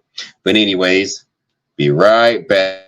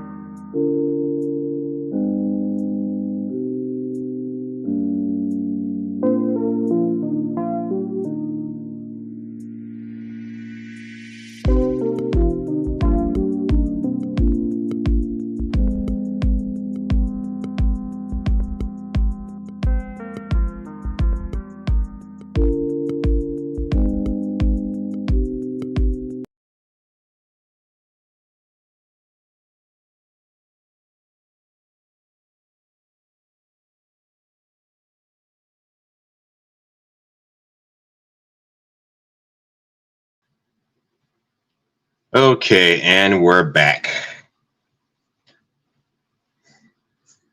That's okay. By the way, that's gonna be my last and final stream break. I'm gonna continue the show whether someone comes up or not. I'm still gonna continue to put on a good show for everybody out there. So yeah, here we go. And for my next video, shout out to what's his name, 33 Secrets. I haven't watched this guy's content in a while, but he be giving some insightful information. Shout out to 33 Secrets for this video, and it's called Females Make Betas Wait While Letting Alphas Mate. Wow. Females will make betas wait, but the alphas are free to mate. Wow. And that definitely is not going to be so great.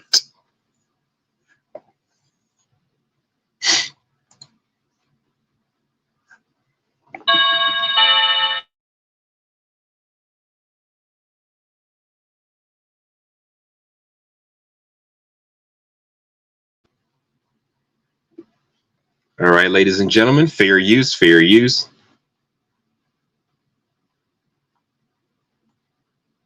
I'm telling you, my signal done went out again. Hold on. Here we go. Alphas mate while betas wait. Yep. I don't know how many times I've just been out in a venue, pulled a random girl, and within literally seconds, I'm making out with that girl. She's grabbing my ass. Wow. We're going off to the bathroom together. Right? She's taking me home. Okay, where are you meeting these women at, first of all? At a club or a bar? That's just me speculating. But anyways, fair use. And I don't know how many times, same girl ends up hooking up with some guy that becomes her boyfriend. And then later she has to call me and tell me if he ever calls you, if he ever asks if we've ever had sex or whatever, you have to tell him that I made you wait. If he asks if I had sex with you the first time we went out, don't answer. Just say that we were dating for a while. This is the kind of... Wow. So you went to a bar, met a chick, clapped them cheeks or whatever, and she said, and now she's in a relationship, and she's warning this guy that if the guy ever calls you and asks you if they ever had sex, just say no. Or he made her, or just either say no, or just say, hey, I had to wait for it. This way the guy don't feel too bad about getting with her or dating her. Wow. So I guess he was the alpha that got to mate, and this is the beta that's probably gonna have to wait, like the title suggests. But anyways, fair use. Of reality that the blue pill doesn't want you to know about. These are the kind of things that a lot of girls will do with a guy that is able to amp her emotions up, a guy who is charismatic, a guy who is able to make her feel certain things that betas can't. A guy who is able to pump her buying temperature. That's something that we talk about in the pickup community, is being able to pump the girl's buying temperature, being able to pump up her emotions to the point where she buys, right? So a lot of times when I take out newbies, for example, and we're in a venue and I do an instant makeout, right, where I grab the girl, I start making out with her. I mean, I haven't even met the girl yet. I don't even know her name. Wow. I only said 2 words except for, hey, you, come here, and all of a sudden we're... Okay, I mean, getting a girl can't be that goddamn easy. So I don't know about all that. He might be exaggerating a little bit, but let's see where he's going with this. Fair use. Making out. A lot of times I've made out with a girl without saying a single word. Like, really? You expect me to believe that? Then just start making it. You expect me to believe that? I'm starting to wonder what kind of women were you dealing with. If they were low quality women, then yeah, maybe there's a good chance you got a chance to make out with them. They saw you, the handsome young stud. They figure, oh, I gotta have this guy. I gotta have that guy. Then you give them the sexual attention that they want. But since you see that she's low value, you just do your business and move on. Okay, it is what it is, bro. You do you. It is what it is. You do you. But hey, it just wonder what kind of women are you dealing with? Because only a low vibrational woman would stoop that low to having sex with one guy within like this guy said, a couple of seconds, or within a couple of months. but then get with our actual boyfriend and make him wait even longer. And not only that, she wants the guy she slept with to deny ever being involved with her. So yeah, she's making rules for one guy, but breaking all the rules for this guy. And this is why nowadays this whole wait till your marriage stuff doesn't really hold its value. It lost its luster over time. Because as I said at the beginning of the stream, since women became so sexually liberated or whatever, they see no need to just make men wait for marriage before having sex. And now men don't see the need to wait to marriage before having sex because women have given them that access. Now, granted, should we have the discipline to just turn down sexual favors from a woman? I'm going to say yes. Those of us who have morals and decency are not going to just smash any woman, any and every woman out there, especially unprotected. But the thing is, we're sexual creatures, and a lot of men are not just going to turn down free sex with a woman that's willing to give it to her for little to nothing. Most men don't do that. So, hey, you can't get mad at men for taking advantage of a system that kind of puts women out there to be, sexually outgoing and give up their poutine like candy. I mean, it was the women who decided, I'm going to be free. I want to be free. I don't want to be confined to a marriage, so I'm just going to be loose on the streets. That's your personal decision, so don't get mad at the consequences when men don't want to take you seriously. But yeah, hold on a second. I'll be right back, folks.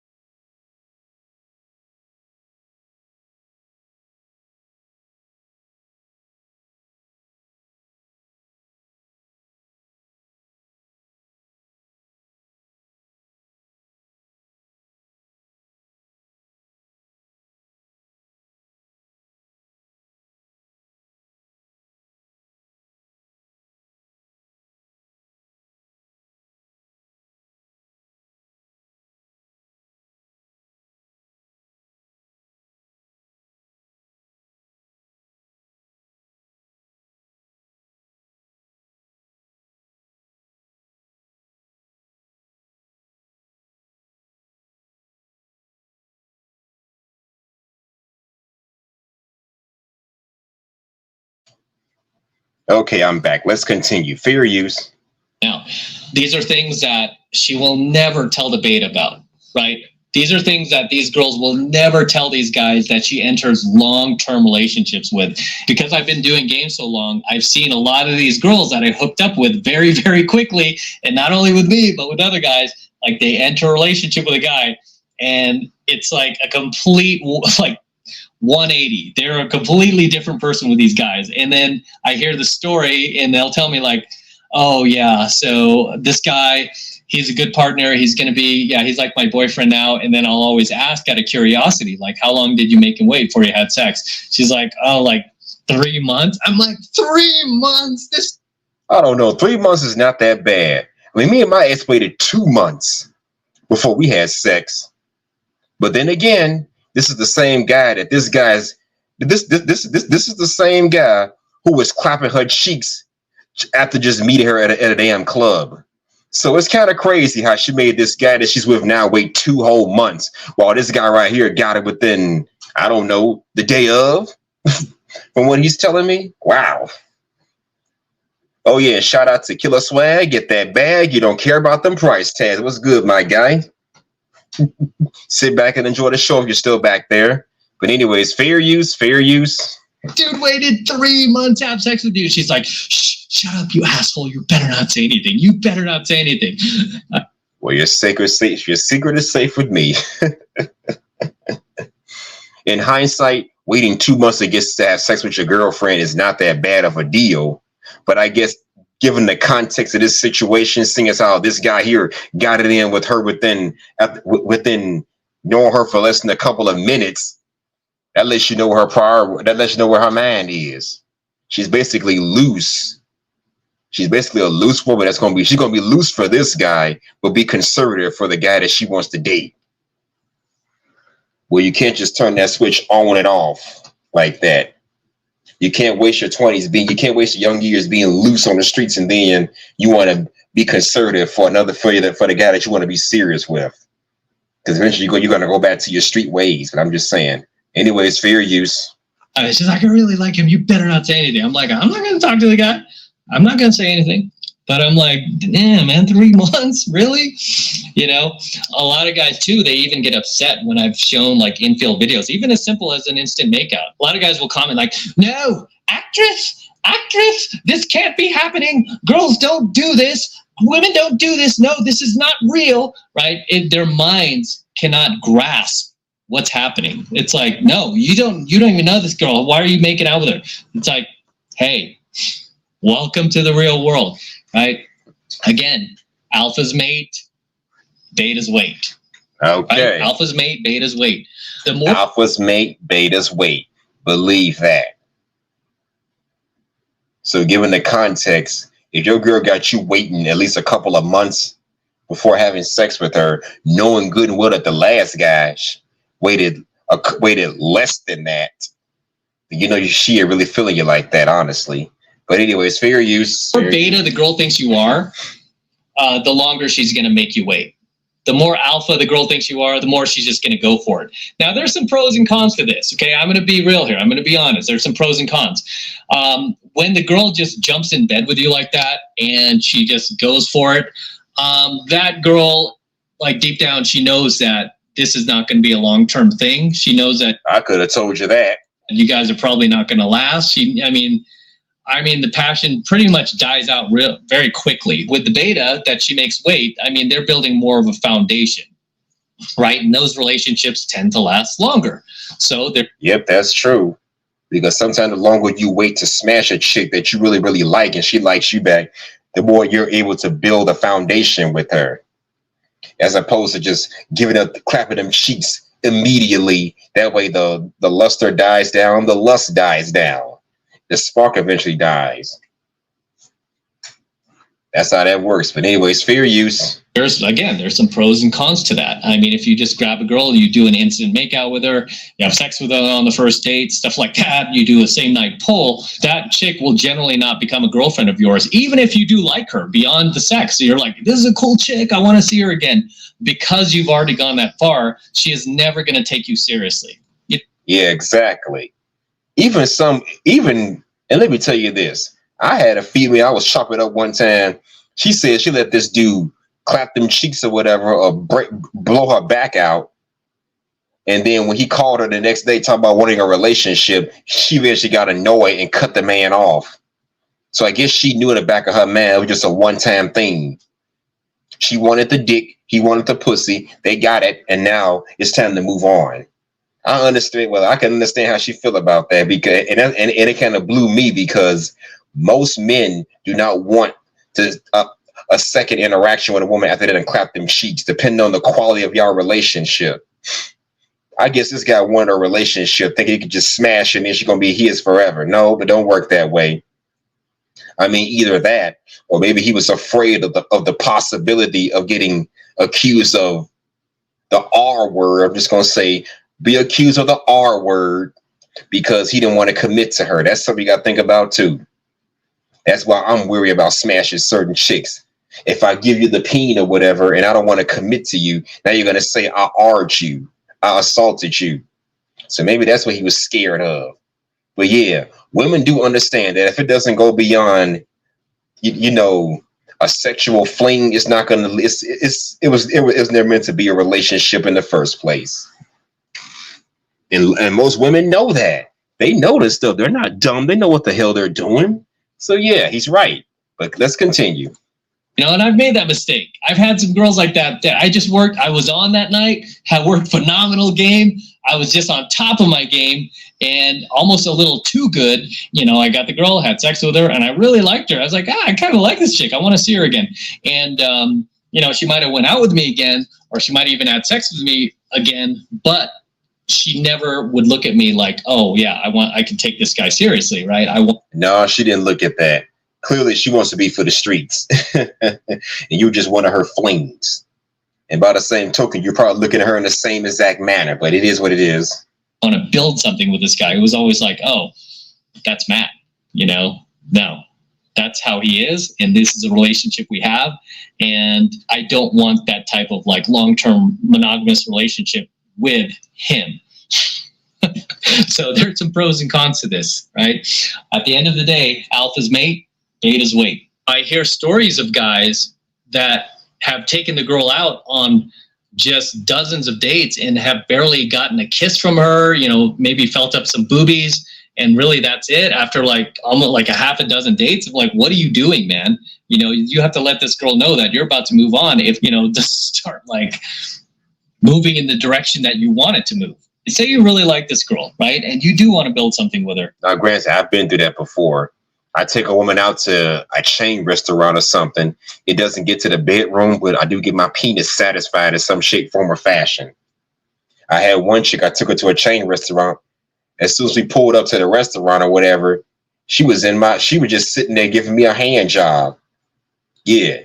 The girl was on her phone talking to someone of her girlfriends while at the same time giving me a hand job in the car. So yeah, I did get something out of the date. Oh, sure, penetration didn't take place, but then again, penetration was not the ultimate goal. If it led that far, it is what it is. But I wasn't trying to penetrate this woman because I didn't want her catching feelings for me. So I was okay with that 2-minute hand job she gave me while we was pulling up as we pulled up to the restaurant. I was okay with that perfectly. Making any kind of contact with my penis, as a matter of fact, is good enough for me, honestly.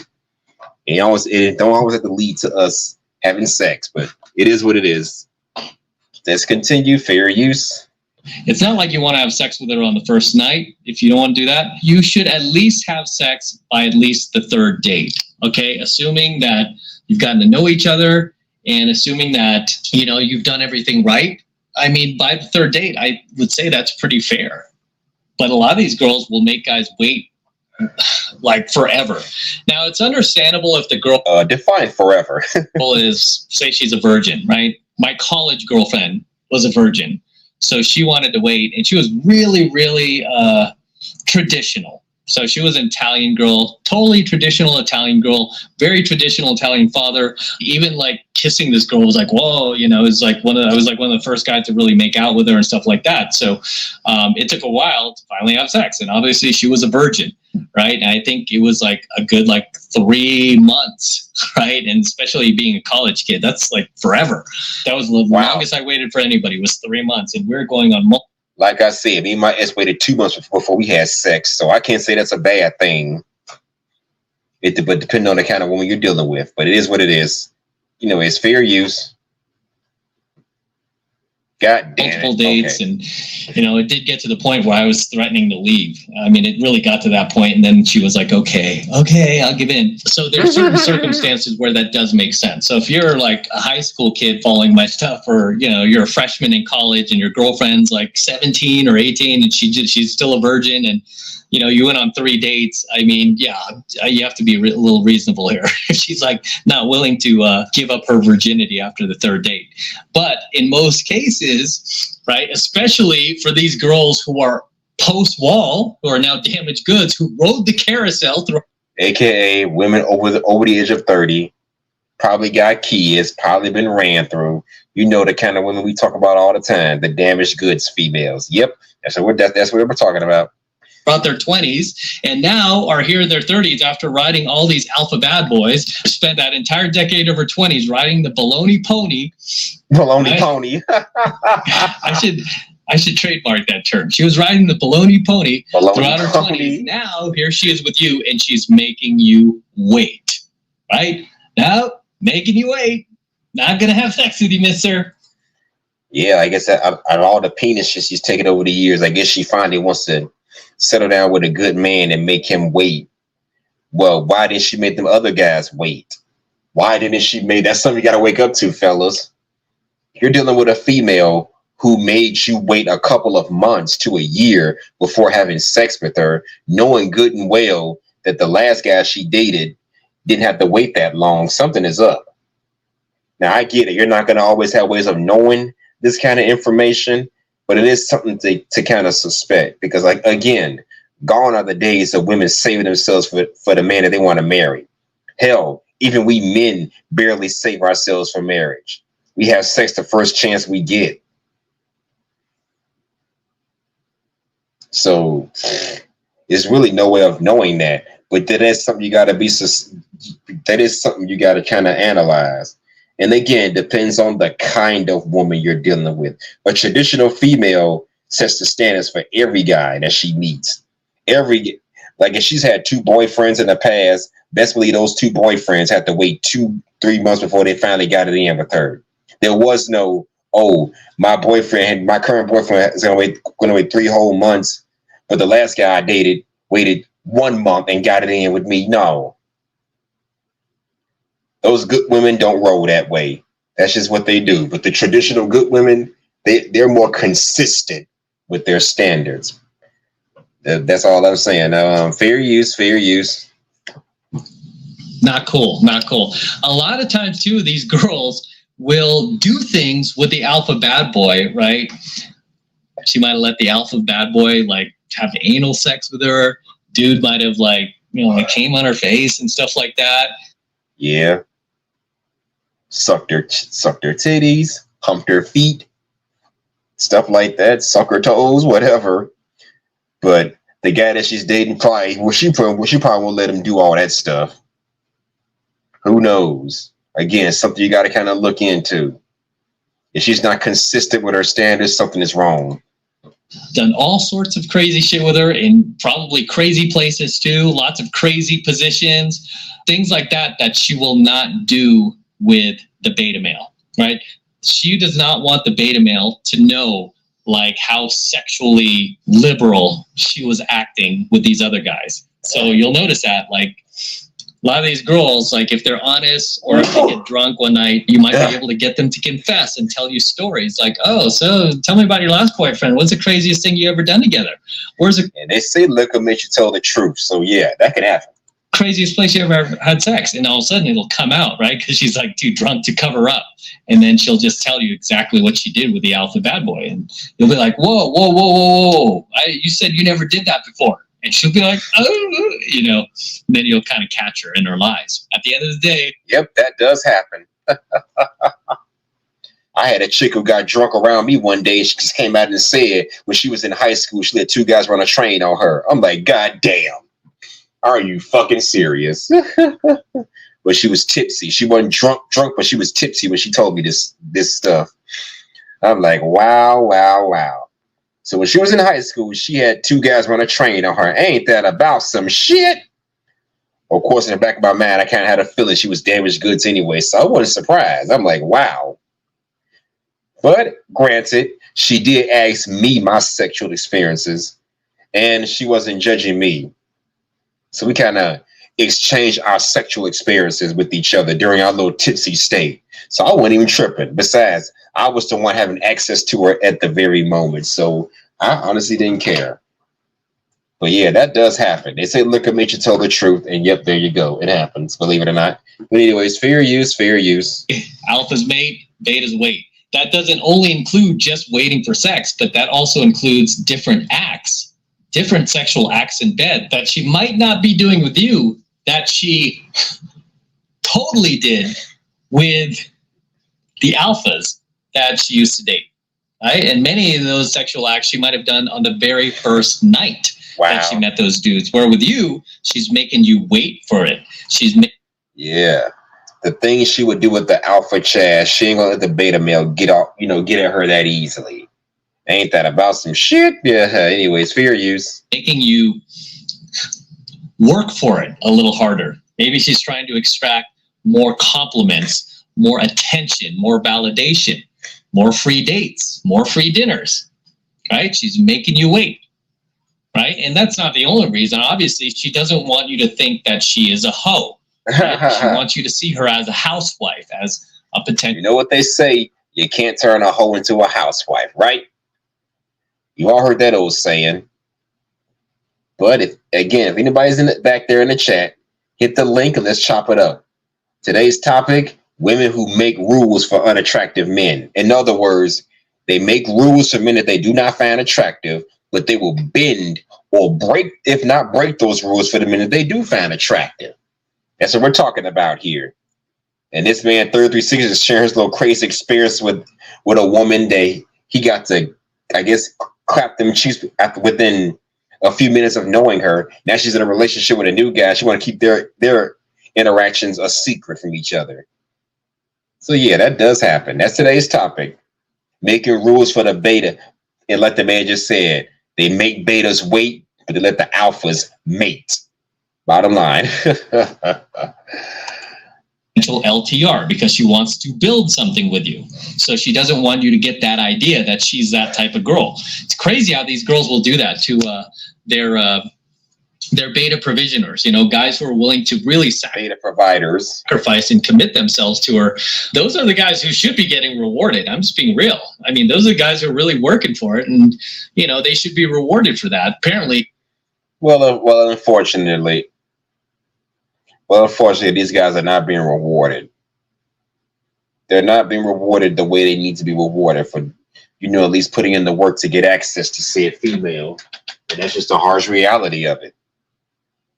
Again, for every guy that's got to go above and beyond to get at a woman, there's at least one guy that ain't got to do any of that stuff, or the bare minimum at least, just to get access to her. But that's the way that goes. Fair use, fair use. When it comes to female mind, it's not a meritocracy, right? It's just, she's going to do what's in her best interest. A lot of these girls, that's what they do. Mate with the alphas while they make the betas wait. And, I've just experienced with a number of girls that I've been, that I've been sexual with very, very quickly. The second they get into an LTR with a guy, these girls just disappear. They want to pretend like they never knew. LTR, loving traditional relationship or whatever. Knew me, because they don't want the guy to ever find out what she did with me, right? They don't want the guy to ever find out, like, oh, this sexual act that we just did that it took like 2 years for me to do with you. Yeah, I just did it with this guy in like the same night I met him. Wow. Yeah, it's insane. This is why I talk about women having skeletons in the closet. A lot of these chicks have so many skeletons in the closet. And I mean, really, a lot of this can be kind of bypassed if you just date good girls. I mean, if you just don't go for girls who are damaged goods. I mean, exactly. Like I said, it depends on the kind of woman you're dealing with. Because only the damaged females do shit like this. I'm just saying. Because girls who are damaged goods, who are going to ride the carousel, they're going to do all sorts of nasty shit with guys, while they're riding the carousel. And a lot of these guys that will do it with on the first night, it's not until they get into the 30s and 40s when they've lost their sexual market value and they're no longer at the peak of their physical attractiveness that they start going for these beta provisioners, these safe guys, these nice guys, and start becoming prudes, right? All of a sudden it's like, no, I don't kiss on the first date, mister. Nope. Not until the third date will I even hold your hand, right? It's like, third date, maybe we can. Okay, when you start cutting off the intimacy, when you start cutting off all the intimacy aspect or the physical touching, that's when I have a problem. If I can't even poke you or grind on you or hold you and caress you while we're dating, that's a problem. Can't do that. That's too Clearly she ain't feeling you like that. Hold hands, mister. Maybe I'll give you a little bit of that cheek. Maybe if you're lucky, give me a little peck on the cheek before you say goodnight. That's the kind of girl I am. Like, not knowing, like, in her 20s, like, what she was, all this crazy shit she was doing in bed with guys she barely knew. This is why I don't want you guys rescuing these post-fall females in their 30s and 40s. I'd rather have you going after these good women in their 20s while they're still at this peak of their sexual. And again, if you're going to look for females in their 20s, still be careful. Still vet them like you would anybody else. Because I've always said, age does not equate to quality. Just because she's younger doesn't mean she's any better. Just because she's younger, that does not make her any better than those 30-year-olds. The only advantage she got is fertility. That's it. Other than that, she could be no different than them. So still be careful. Fair use, fair use. Full prime, their physical prime, I should say. They're still at the peak of that. And they haven't like done all this crazy stuff with random men. It's insane, man. The stories I hear about these like betas, these beta simps who rescue these post-wall women, these former hotties that are over the age of 30. Some of these chicks are even single moms now. They tell me like, no, she's a good girl. You know, she made me wait like almost a year before we even had sex. Like, really? Do you think she made all those other dudes wait a year? That's what she told me. That's what she told you, really? The thing is, when you ask a girl like how many guys she slept with, especially if you're in an LTR with her, she is, which I don't do, by the way, going to tell you about all of her boyfriends. She's not going to tell you about all of those random guys that she slept with from the club. Yeah. So the next time you're talking to a female and she says she got a boyfriend here or boyfriend there, any more than 2 boyfriends, something wrong. Maybe 2 of them were boyfriends, possibly. At least one of them was a boyfriend, possibly. But the others were just hookups, F-boys, pump and dumps. So you can't always believe that. She was in Cabo while she was doing a weekend trip in Vegas with her girlfriends. No, she's not going to tell you about all those guys. She's only going to tell you about her boyfriends, right? So you got to be careful there, okay? You got to be careful. But like I said, this can all be bypassed. You can avoid these type of women if you just don't go after damaged goods and you stick with good girls who are still at the peak of their SMV in their 20s. And you don't have to be part of that expression that I'm going to trademark right now. Alphas mate while betas wait, right? You don't have to be part of that. You don't have to be part of the betas who wait. You'd be part of the alphas who mate. All right, hook up with these girls in their 20s, and if you want to settle with one of them, hey, you're getting her in her prime. You're keeping her from riding the carousel. Right? You probably got yourself a good girl. And with that said, I'm going to wrap up here. Until next time, this is M from the 33 Secrets. Don't forget to smash that like. Okay, that's the video. And yeah, he makes a very good point.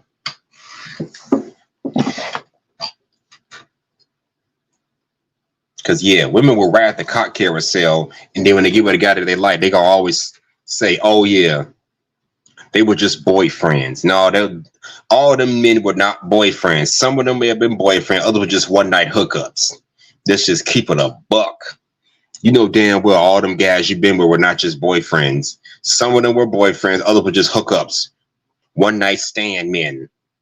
The one-night stand man. Yeah, that's what they were. Just your little occasional hookups. And you were just capitalizing on opportunity to hook up with these guys. That's all that really was.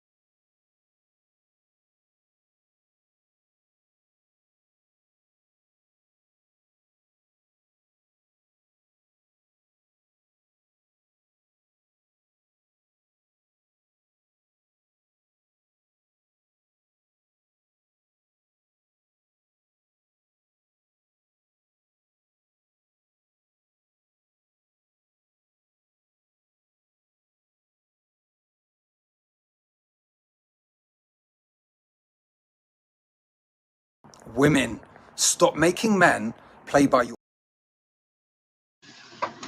Okay, I was muted. Well, Swag, if you're still back there, feel free to come up here and chop it up with your boy. First chance you get. I understand life happens. That's why I'm not tripping. I'm going to still continue to do this thing. Okay. Now let's take a look at this video right here. Let me know what you... Let's critique it. Fair use, fair use, fair use. Women, stop making men play by your rules. I've seen this time and time again. A woman makes rules for how a man should behave. And if the man is lucky, she makes them known. But often she leaves them unstated. And when he breaks those rules, she's left feeling angry, even violated. But here's the problem. Love isn't about control. Love isn't about making rules for your partner. It's about setting them free. And if your partner feels less free with you than he would without you, it won't be long before he walks away. But if you can let go and create a space of peace and acceptance, he will run to you. And if you're ready for that, then you're ready for a relationship without rules. Yep, that's a good point. Relationships are not about making rules for your partner. Your partner should be able to feel free and in control of his or her own life. Anytime you start making all these rules for people and shit like that, no, it just doesn't work. And it's always the women that make these damn rules. That's not the way it needs to be.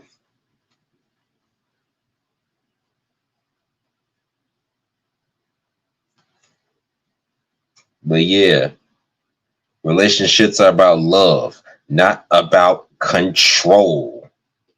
You have to let your partner be free. You have to let your partner know that they can come to you when they're in need of some peace. You got to be a partner's peace of mind, not some domineering slave master.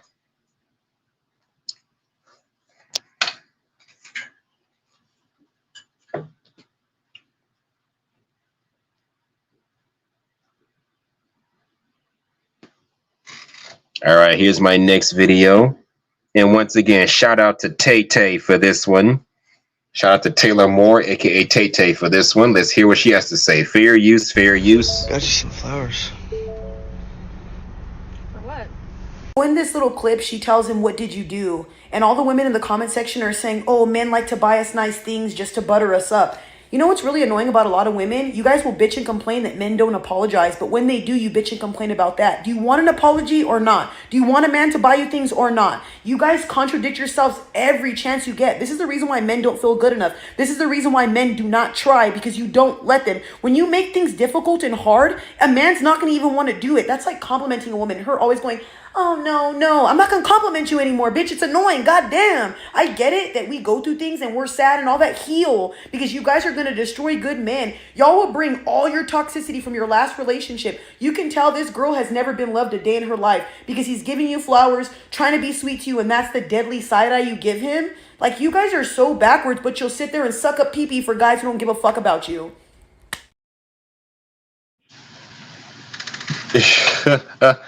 Shout out to Tay Tay, my little baby,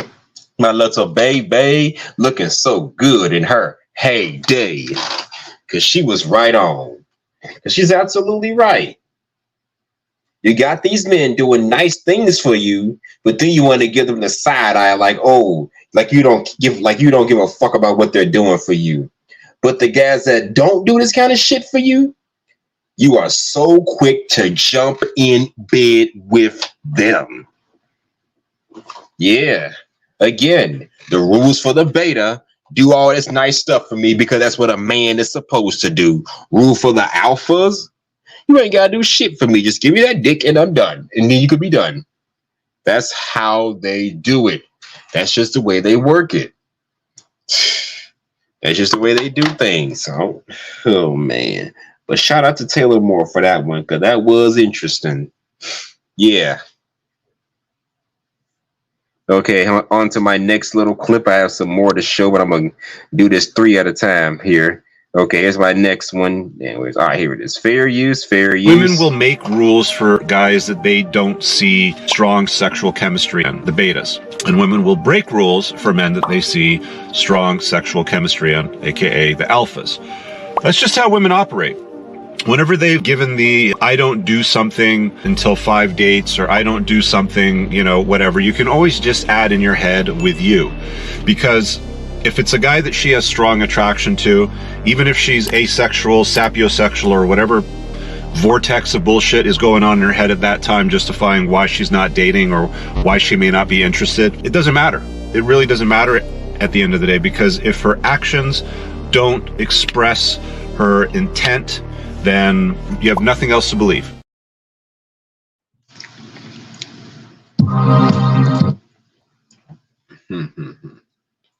Yeah, that's a good point. Again, making rules for men she doesn't find attractive, but breaking them for the men that she does find attractive.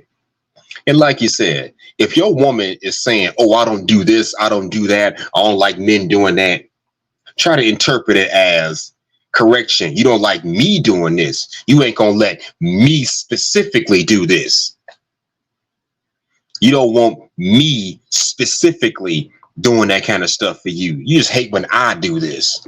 The last guy, he got a chance to touch on you, but I'm not granted that access. Okay, whatever, it is what it is. But there's no consistency with that. And again, that's the problem, the lack of consistency with their standards and rules. And that's something we got to try to get past.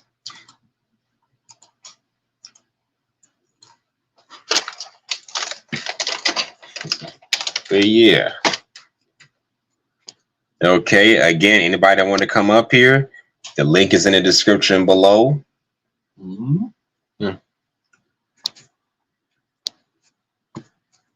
Keep the foul language at a minimum. Make sure you like, comment, and subscribe to Hustler and Muscular, also known as HNM. Yeah.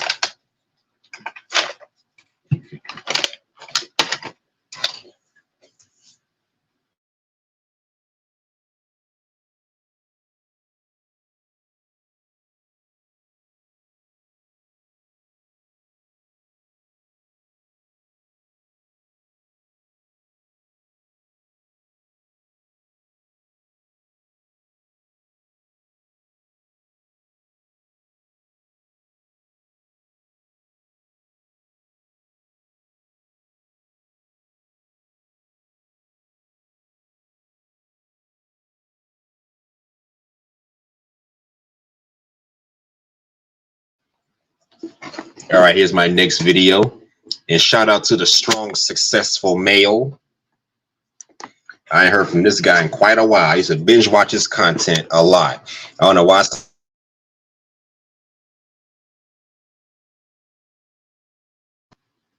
Okay, here we go. Shout out to strong, successful male.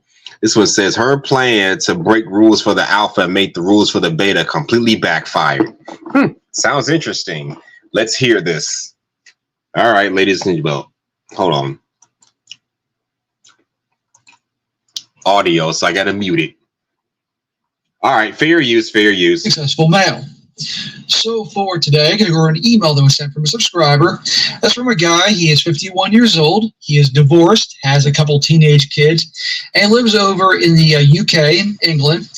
And he shares his story about events that happened about 30 years ago with the first girl that he really got into. And in my opinion, his first true RP moment about female nature. You're going to see in the story, guys, that this guy learns the old lesson about how gals break rules for alphas and make rules for betas. And, of course, how the gals, when it comes to the guys they really want, the guys that, the bad boys, the Chad and Tyrone, they'll pretty much do anything, and I do mean anything, for their attention and validation, particularly in the bedroom. But when it comes to the guys they see as relationship guys, those guys do not get nearly as much as the other guys. They may, if they like them, get some special favors, but they're never getting as much as Chad or Tyrone. And I thought I'd go into cover here, guys, just to show you that it doesn't make a difference where you live, what your culture is, what your religion, if events that happened decades ago.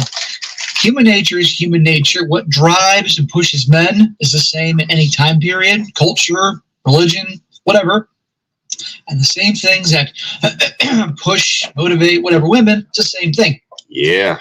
Here we go with this again. Let's see what he has to say. Fair use, fair use. The nature doesn't change. So for a lot of guys out there that watch me, because I get guys all over the world that say SSM, and I've gotten emails and comments from guys saying that what you talk about doesn't apply to me because my culture is different. Yeah. Or women in my religion or culture, they're different. They're not going to behave that way. Well, their cultures may be different, but I can tell you one thing. Their nature is more or less the same. I can tell you that right now. They're talking about the culture is different. That may be true, but their nature is probably all more or less the same when you stop and think about it. So fair use. Like bullshit. They may, because of maybe restrictions, if you will, not behave on the outside a certain way, but what drives them and motivates them is the same thing as over here. So it's very good I talk about these things and share these stories to guys to understand this. And that'd be great.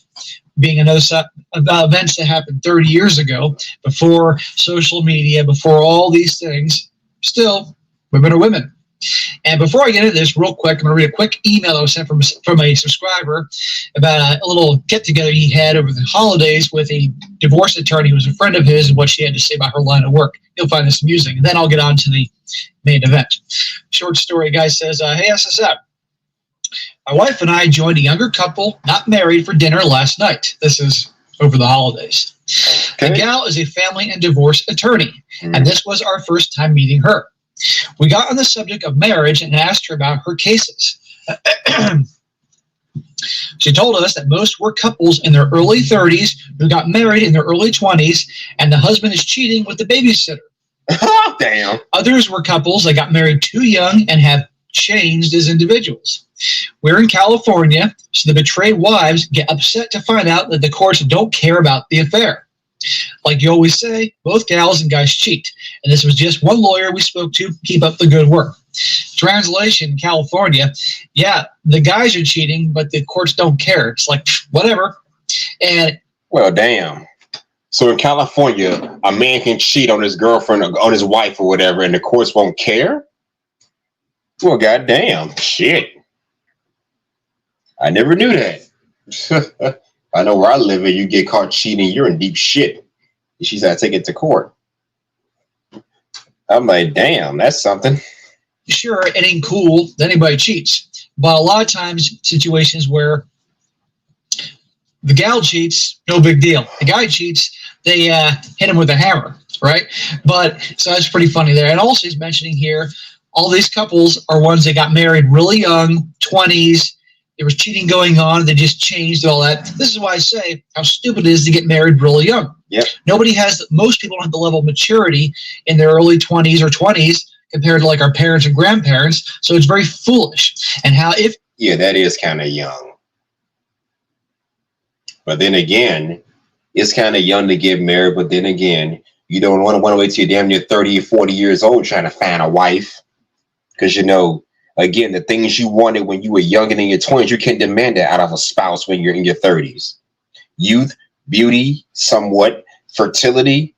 When you're in your 20s, you can demand that. Youth, beauty, fertility, and childless. But when you're 30, 40 years old, you got to throw all that shit out the window. No man in his 40s who's trying to date within his own age range, that is going to want a woman that's not only not as beautiful as she was when she was younger, not only been ran through, but possibly got kids by other men and can't even give her kids. So that's something you gotta worry about when you're dating, when you're trying to get married or date or get married when you're in your 30s and 40s. So waiting too late is not an option either. When you're a 20-something-year-old, you are young, beautiful, hot, childless, and fertile. And fertile. By the time you hit 30. Most women your age got kids already, been ran through, built their careers. Some of them probably been married, so you can't demand that. But that's just my take on that. But anyways, fair use. If you're going to get married, both parties. Well, let me rephrase that. The men The men especially need to be close to 30 years old, if not 30, establish themselves in their career, money put aside, all sorts of important things he has to do. Also with the girl he's with, really get to know her for years, not just 6 months. Really get. Yeah, and that's a good point too. Thank you, SSM. That's another thing to worry about when you're trying to get married at an older age. Like you said, you got to vet her for months. I mean, not months, years.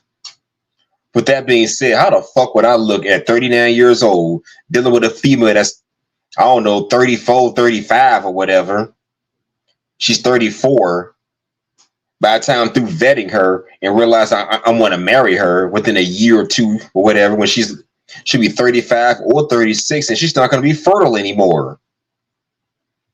So by the time you vet this woman, she's going to be past her prime and won't be as fertile as she was when she was younger. So yeah, you got to make a sacrifice. Sacrifice the possibility of having kids. Because yes, you got to vet this person for some years before you decide you want to marry her. Not months, years. I mean, not who gets married within a couple of months and then the marriage lasts a long time. That just doesn't work. Nuh-uh. And that's why trying to find a wife in your 30s and 40s may not be such a good idea. Because now you got to vet this person for years and years, and then when they're past their prime, it's like, Or if they're already past their prime, say goodbye to having kids. Just look for a sex partner, look for a companion, a sexual partner or something. That's what you're going to be looking for at that age. But anyways, fair use. To know her, what she's like, how she deals with problems, communication, money. Is she a compulsive spender, shopaholic, or she has a good saver, has a good head on her shoulders when it comes to money? What her friends are like? Are they a bunch of carousel riders? Are they decent people? What her family's like? Does she have a good relationship with her family, or are they do they fight all the time? There's drama, because that could be your life. These are important things, but nobody thinks about that. They're rushing to marriage because of love, or the guy's afraid of losing her, and that's what happens. And right here, real life example. Now, on to the main story from my man over in the UK. All right. He says, hi, SSM. This story is from my younger years, having just turned 20 in 1992.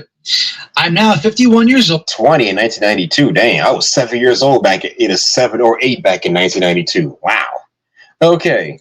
Old, divorced, teenage kids, and living a contented RP stoic frame. How I got here and the story of marriage and divorce might be shared in the future. But this story is about my first long-term relationship in a pre-internet, pre-social media, and even pre-RP era. Yeah, in other words, anytime in the early to mid-2000s and going back. That's the pre-social media, pre-red pill era, I guess. And then the pre-internet era. Basically the 20th century and the early 21st century. Before internet, possibly before social media, before any of that stuff came out. There you go.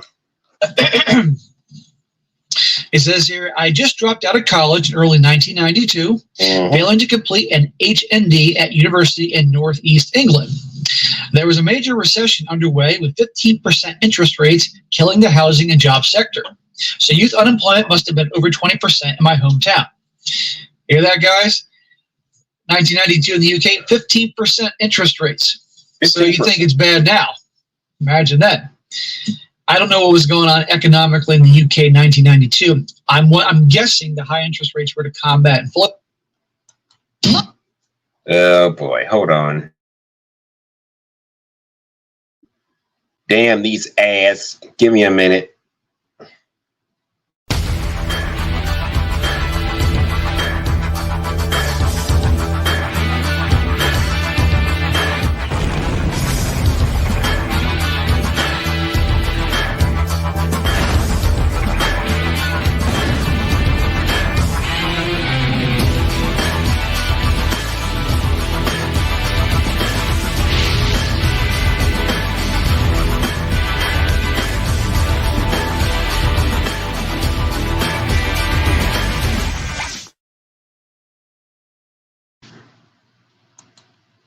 I don't know.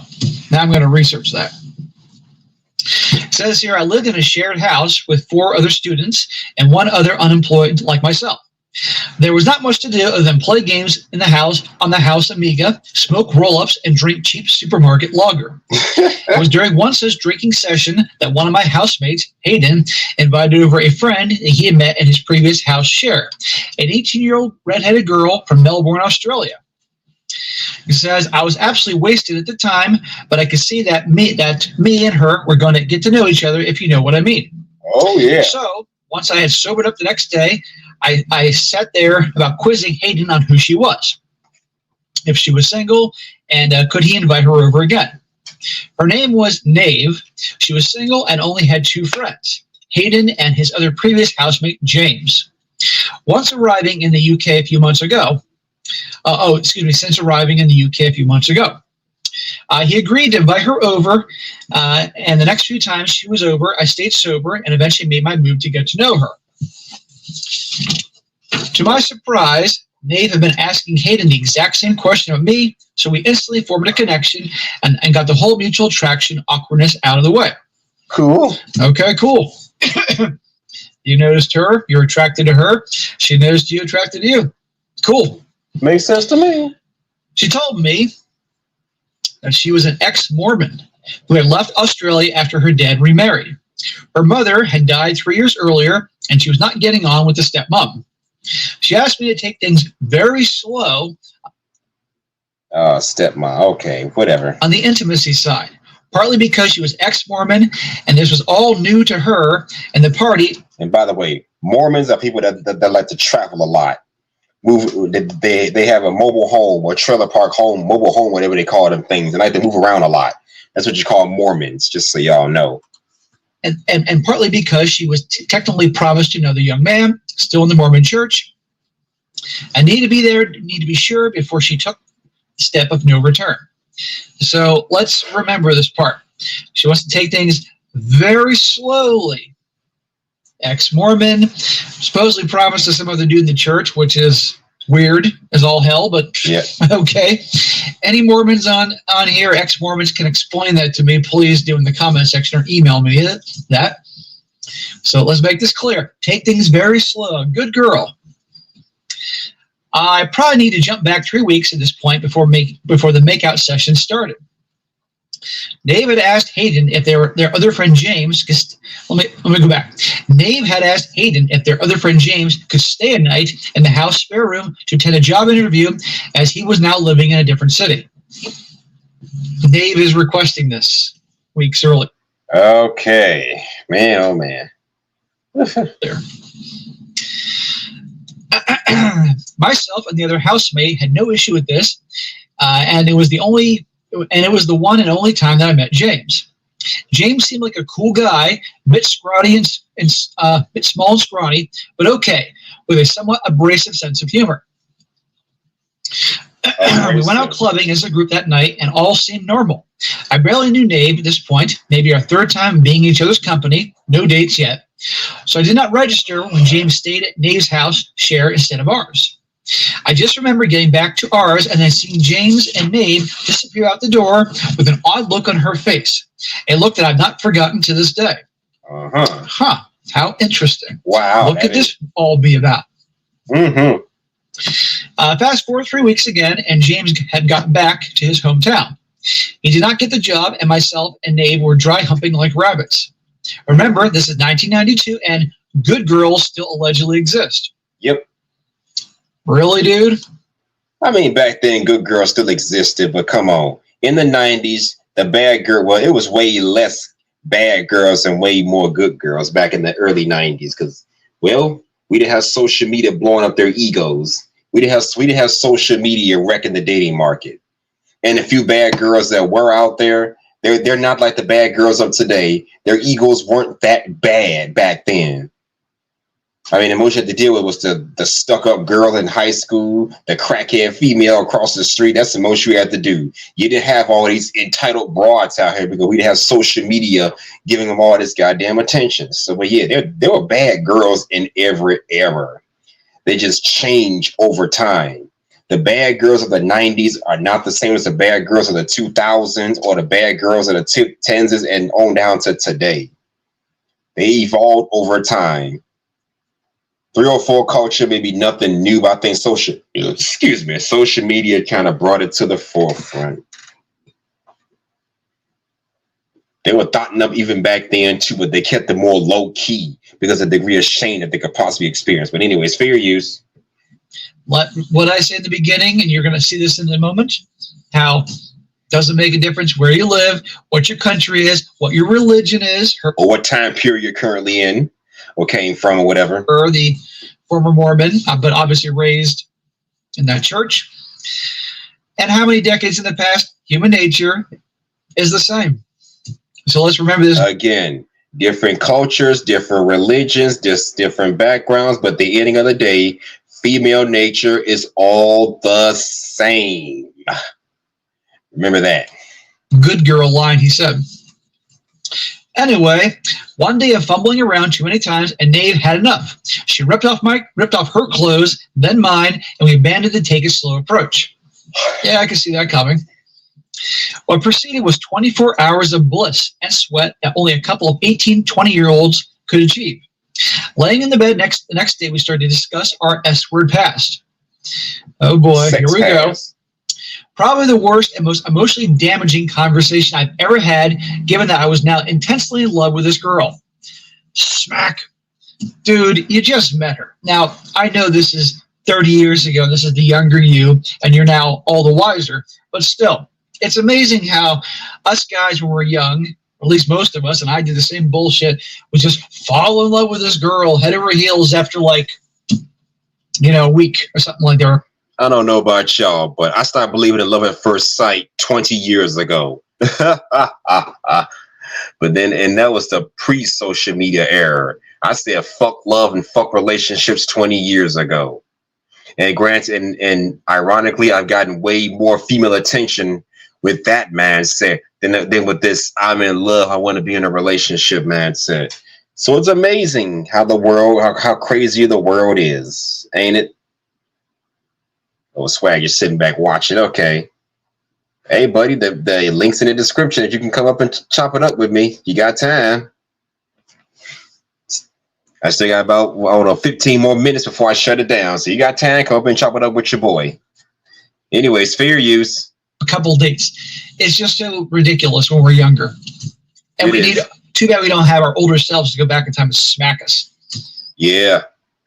I don't know about y'all, but I'm pretty sure there's some stuff I'm pretty sure some of y'all wish y'all could just go back, 10, 15, 20, 30 years or whatever, and just look at your younger selves and be like, don't do that. Nigga, why did you? You wish you could. Are you still at work? Well, it's all good. It's all good. All right. Well, sit back and enjoy the show wherever you are. But yeah, I bet you wish you could go back 20 years into the past and stop you from doing some stuff. Hell, I wish I could go back to high school 23, 24 years ago and make myself red pill. I didn't become red pill to at least my, early 20s, college days or whatever, where I said, fuck relationships, fuck marriages. I just want the sexual attention. You want to be free? I'm going to let you be free. I don't want a relationship out of you. Just give me them goodies and I'm done with it. That's the kind of mindset I had. I wish I could go back to high school, 16, 17 years old and put that same mindset in me. But it is what it is. It's part of the evolutionary process of growing up, I guess. But anyways, fair use. I was no virgin, though, and neither, it turns out, was she. But to be fair, I never asked or expected her to be. Even if the ex-Mormon take it slow thing might have convinced me unconsciously otherwise. We both had the same body count of 2 people each. 2? 2? You sure about that, buddy? It says, remember, 1992, no Tinder, and clubbing is expensive. But was clubbing expensive back in 92? I wouldn't know because I just started going to clubs since I was at least 18. So I don't know. That's 10 years later. I don't know. Yeah. Okay, Killer Swag said, the only thing I wish I could go back in time to do is tell my younger self not to pass on some kitty that passed by me.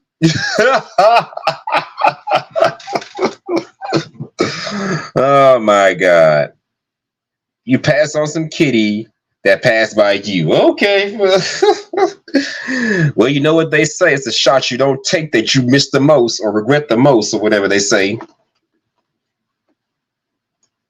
The shots you miss the most are the ones you don't take. I think that's how the old saying goes. Yeah.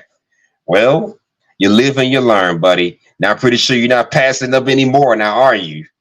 I don't know how long ago that was, but you're not passing up anymore now, are you? Anyways, fair use, fair use. Shocker, one of hers was James. And yes, she did have you-know-what with him on that night after the club. So she's only had it with 2 people. Now, was it 2 people before you or 2 people including you, meaning James and you? That's what I want to know. I'm guessing 2 people before you. But one of them happened to be that James dude, who there's just something about him. I could tell that he said, well, he's a cool guy, but kind of abrasive. I actually don't think you liked him. And I know you definitely don't like him after I'm about to read. Uh-huh. Her excuse was that James was just an F-buddy. And they never... F-buddy?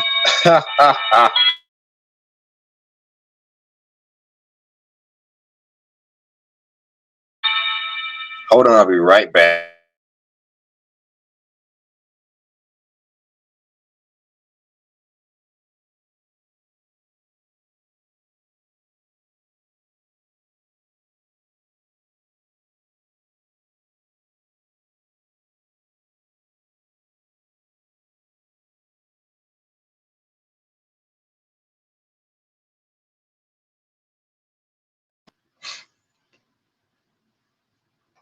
That's what I said. I'm like a receiver. I catch all that kitty now.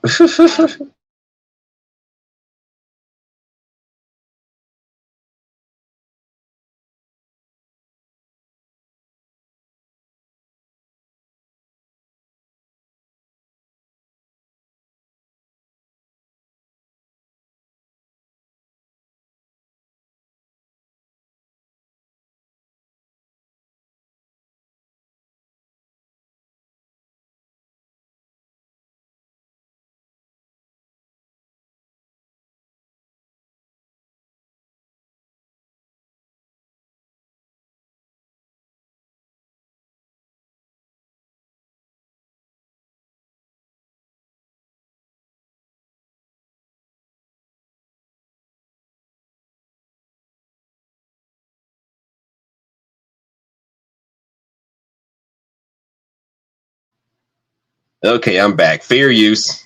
Kissed, and she thought it would be her last chance to have you-know-what before marrying the boy from church. But then she met me, and she resolved to fully leave the church and commit to me and a secular life instead. Yeah, sure. Right. Remember, this was a few paragraphs ago. She wants to keep it slow. That type of thing. Well, so much for taking it slow. Oh man. And this was the early 1990s. This is way before social media. I'm not sure the internet was out by this point. I'm not sure if Yahoo even existed at this point in time in 1991, 92. I was 7 years old in elementary school, so how would I don't remember. I know one thing, we did not have no internet back then. I would have remembered.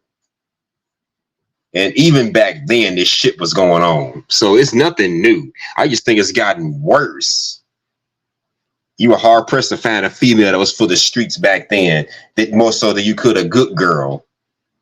You could find more of the good girls 25, 30 years ago than you can in this day and age. I can tell you that much. But let's continue. Fair use. Meanwhile, had no problem jumping in the bed with James the bad boy. What I say about the old make rules for betas and break rules for alphas, she made you wait, right? And exactly, made this guy wait. But I guess the guy that she liked had to wait that damn long. Oh boy. We'll get more into more details in a moment, but James didn't have to wait. To say that my blood ran colder and colder as the conversation progressed will be an understatement. Then the real bombshell hit. What else? She had been, let's just say, participating in 3 whole fun with James. Wow. And while she thought it was a normal part of the sex, she hoped I wasn't interested, as she didn't like it very much. Translation: James got every department of her, Everything that he could possibly want, she was willing to give to James the bad boy, the F buddy. Meanwhile, to our man here, nah, he gets maybe not the bare minimum, but he's certainly not getting everything that James the bad boy got. But wait a second, she wanted to take it slow. And remember, this is the good girl. Yeah, the so-called good girl gone bad. Yeah. Remember, guys. Yeah, the good girl meets bad guy, and good girl goes bad too. Once she go bad, there's no getting her back, from what I understand. Fair use? Break rules for alphas, make rules for betas. Now, no offense, I don't mean to be calling you a beta, but you know what I mean here. I The understand. guys that really want the attention and validation from the bad boys, they get everything. So it's certainly in your interest, guys, to have, for you guys that do dating and relationships, or particularly dating and hookups, it's in your interest to have the girl perceive you as the bad boy or the guy she's chasing after to get all the benefits. Just be careful. In the space of 30 minutes, I got from pair-bonded bliss to world-shattered shock. You just got your first serious R-pill lesson. I know. Yeah, red pill, as in understanding logic, understanding common sense, and waking up to the harsh reality of the dating market. The red pill is telling this guy that, hey, if a woman makes you wait an extended period of time before having sex, knowing damn well she would give it up to a guy that give it up quicker to another guy that she actually like, you're being played. You are being played. Explanation for feeling the way I did. There was no R-pill community or even internet to reference, and growing up in a single-parent household, I had no idea what a normal relationship should look like or feel like. Bro, I didn't have that either. Neither did I. This is pure instinctual revulsion coupled with equally powerful pair bonding attraction, all wrapped up in my idiotic 20-year-old self. She could see it on my face, but she was pair bonded as well. I was only her third, and from all accounts, the first to include emotion and not just rebelling against the church. I'm not buying that you were, now we know, her third. Third? The fact that with her number two guy, supposedly James, that she was not only doing the traditional SCX, but she was giving him some Hershey Highway action too. The gal probably doesn't do that in her second roll in the head. Usually there's more dudes. It says here, she did everything she could talk about around it, placate me. Yeah, man, that's crazy. Wow. Please me and show me that she cared. However, she was never going to get the same version of me she just a few hours earlier. Yeah, you realize that you were just second fiddle. Yeah, you're playing second best to this other guy. Wow. Changed the whole thing. Your whole deeply in love thing. We soldiered on like that for over 7 years, obtaining careers, university degrees, a failed pregnancy, house purchases, and generally building a life together. But I was never in it 100% since that conversation. So you stayed with her all that time. I mean, I'll say this. I definitely think that she liked you, but she didn't have the same desire for you and to please you as she had the James guy. Ain't that about some shit?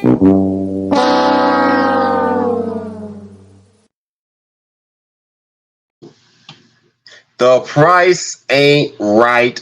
The price ain't right. And as for that woman that did him dirty like that, emotional damage. man. This is crazy.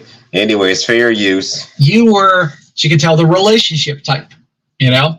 And obviously you weren't getting the boring starfish sex or like maybe once a month. Obviously you're having relations, but you realized she didn't see the same way and the same desire and lust towards James. And that would piss off any guy. She proposed to me almost every year and wanted nothing more than to be my wife, but I could never commit for that one revelation about James. Should have moved on from her. Maybe if he had been a boyfriend and not an F-buddy, it would have changed things. But as more details came out, it was apparent she had willing to let herself be used and abused by James. And when he turned up out of the blue, she jumped straight back into bed with him. Ain't that about some shit?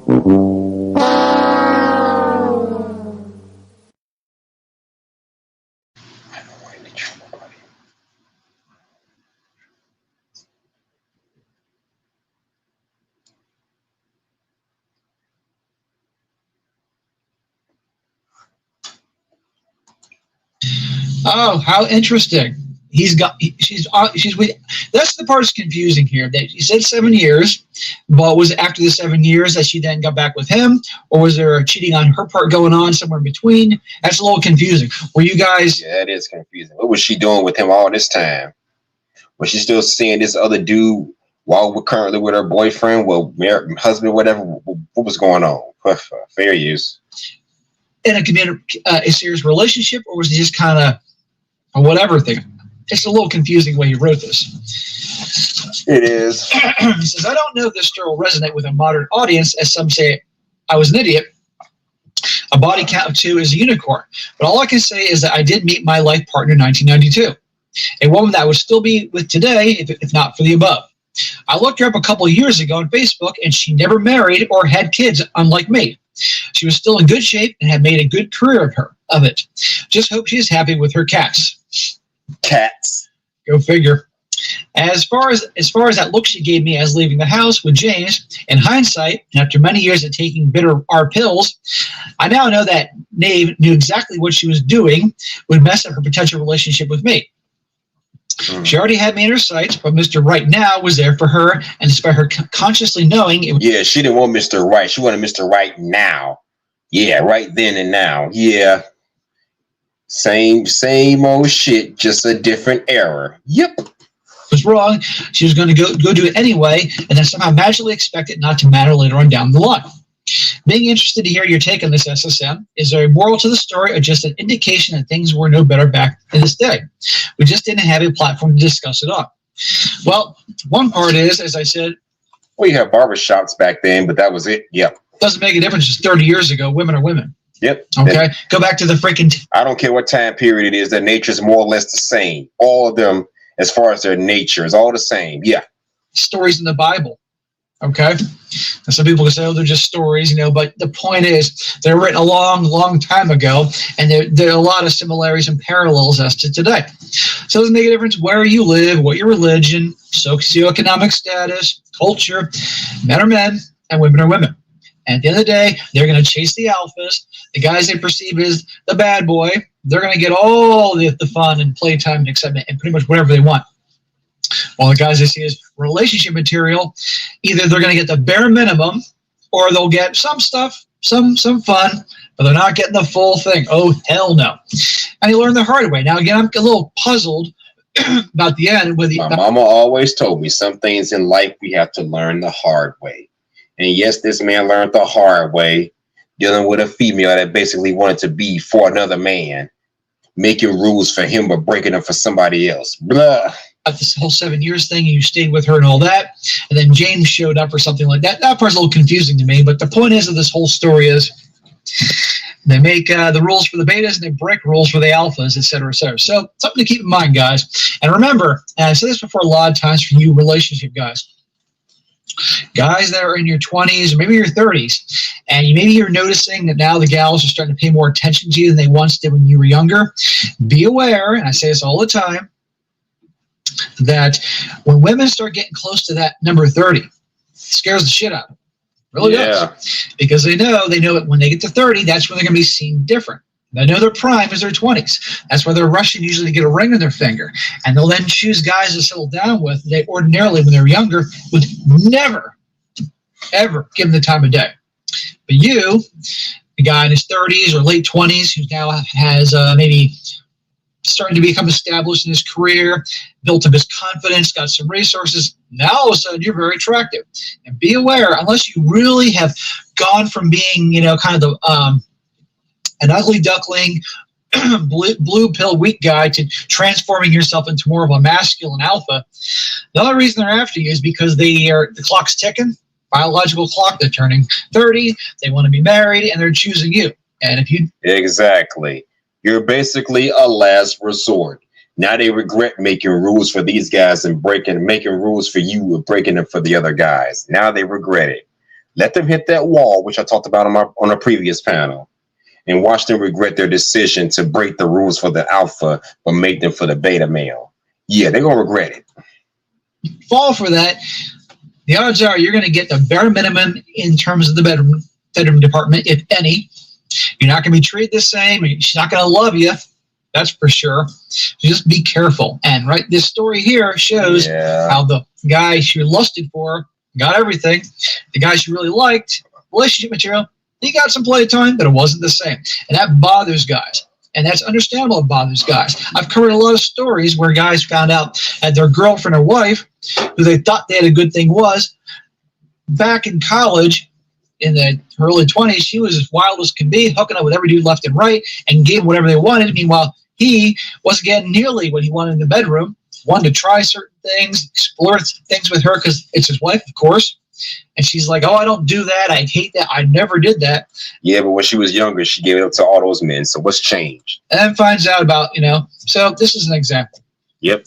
All right, guys, that's it for today. Be sure to comment down below. Yep, that's the end of the video.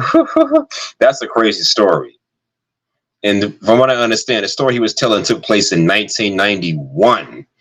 That was like, what, 34 years ago? Shit, 31, 30, 34, 35 years ago or something like that. That's a long ass time. Jeez. That was like, what, 33 years ago when this happened? Oh, man. It's crazy. 31, 33 years, 32 years ago when this happened. Man, oh, man. So, yeah, that proves it. This kind of stuff was happening back then, but we didn't have platforms to talk about it. Usually back then we deliver that stuff to just, I don't know, barbershop talk or whatever. But if anyone's backstage, before I close up, I want to give anyone an opportunity to come up and talk about this with me. So anybody back there, what's your take on women making rules for the so-called beta males, but they want to bend those rules for the so-called alpha males? What's anybody's take on that whole thing? It turns out this concept is nothing new. Based on the story he was telling, this happened back in the early 90s, before the days of internet, before the days of smartphones, before social media. Back then, all we had was video games, Walkmans, boomboxes, and CD players. Simple times. Very simple times. But even during those simple times, we still had a lot of this bullshit happening with our women. And women back then, I'm going to speculate this because I was maybe too young to remember, but I don't think women were as modernized back then as they are today. Because again, we didn't have social, yes, women were independent back then. They were probably into some shady shit even back then. But the thing is, they kept it under wraps. Back 30 years ago, nobody was cheating and being out in the open with it. 30 years ago, nobody was bragging about how many men they slept with within a week's time. Nobody was doing that back then because there was a degree of shame to experience. So yeah, times were a little bit different, a lot different back then. So yeah, times were hella different back in the 90s. And this man learned the hard way. And it makes me wonder, is there any hope for people finding love in this day and age? I mean, if this man 30 years ago got cheated on by some woman that was more immersed with the so-called bad boy, and she was not a hood chick, she was not for the street, she was not at the club or a bar, a Christian woman that was a nomad, and even she did him dirty. Okay. Okay. Even she went and did him dirty. Ain't that about some shit? So it makes you wonder, what's the point of us men even trying to date in this day and age? Why bother? At least with the hood chicks, the damaged goods, you know what you're getting yourself into. I mean, if I had to choose the lesser of the two, maybe I should go with the hood chick that's damaged goods, because at least I know what the fuck I'm getting. A Christian female, which is fool me into thinking she's gonna be a good person, but behind closed doors, she's sleeping with her alpha Chad. And I'm not gonna suspect anything because in my mind, she's this all around good girl that would never do me bogus. So it's amazing how they can fool you like that. And that's probably why some men deliberately choose trash women to have sexual interactions with, because they know what they're doing. Not only that, but they know what to expect from them. If I meet you at a club or a bar or whatever, I don't expect you to be faithful. I don't expect no relationship. I know what the hell I'm doing. I'm just gonna have some fun with you and then keep on moving. I'm not expecting anything out of you. If I meet you at church or at school or at a dance class, I'm expecting more. And it's gonna probably catch me off guard more when I find out that you're just some bullshit. That's why I've learned, expect less, but hope for the best. That's the way that goes. All right, here's another video I'm gonna show y'all. Let's see. Let me know in the comments what you think about this Women one. make rules for the wrong guy and break rules for the right guy. Yes. If you really like somebody, you're gonna make time to see them. If you don't, then you're gonna, oh yeah, we could do that another day. If you're getting put through the ringer, if she's making you jump through hoops just to talk to her, just to get a conversation going, to finally take her out, you're not the guy. Drop her. That makes sense to me. Again, you gotta do all that extra shit just to get at her. You're not the guy for her. You're not what she's looking for. Bottom line, point blank and simple. You're just not for her. That's all there is to it. I mean, ain't no shame in that. I mean, you're gonna get rejected. I just don't like the methods for this rejection. Like how these people reject them is what I don't like.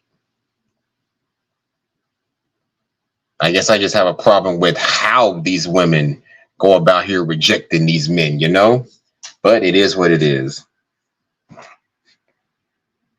All right.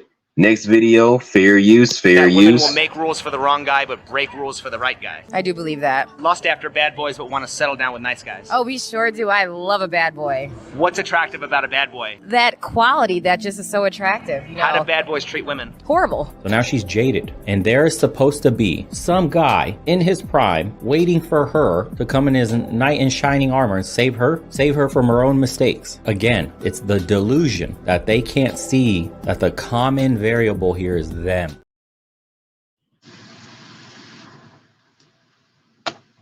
So you think a guy that's on his purpose, on his grind, you're supposed to accept you and all your baggage you racked up over the years? After you've been ran through by the bad boy, been done dirty by the bad boy, now you expect the good guy to just come out of nowhere and just suddenly want to sweep you off your feet. Unfucking believable. Nope, that doesn't work that way. Hate to tell you, but they're not good, but they're not doing that. Okay. I got the link in the description if anybody want to come up here and chop it up with your boy.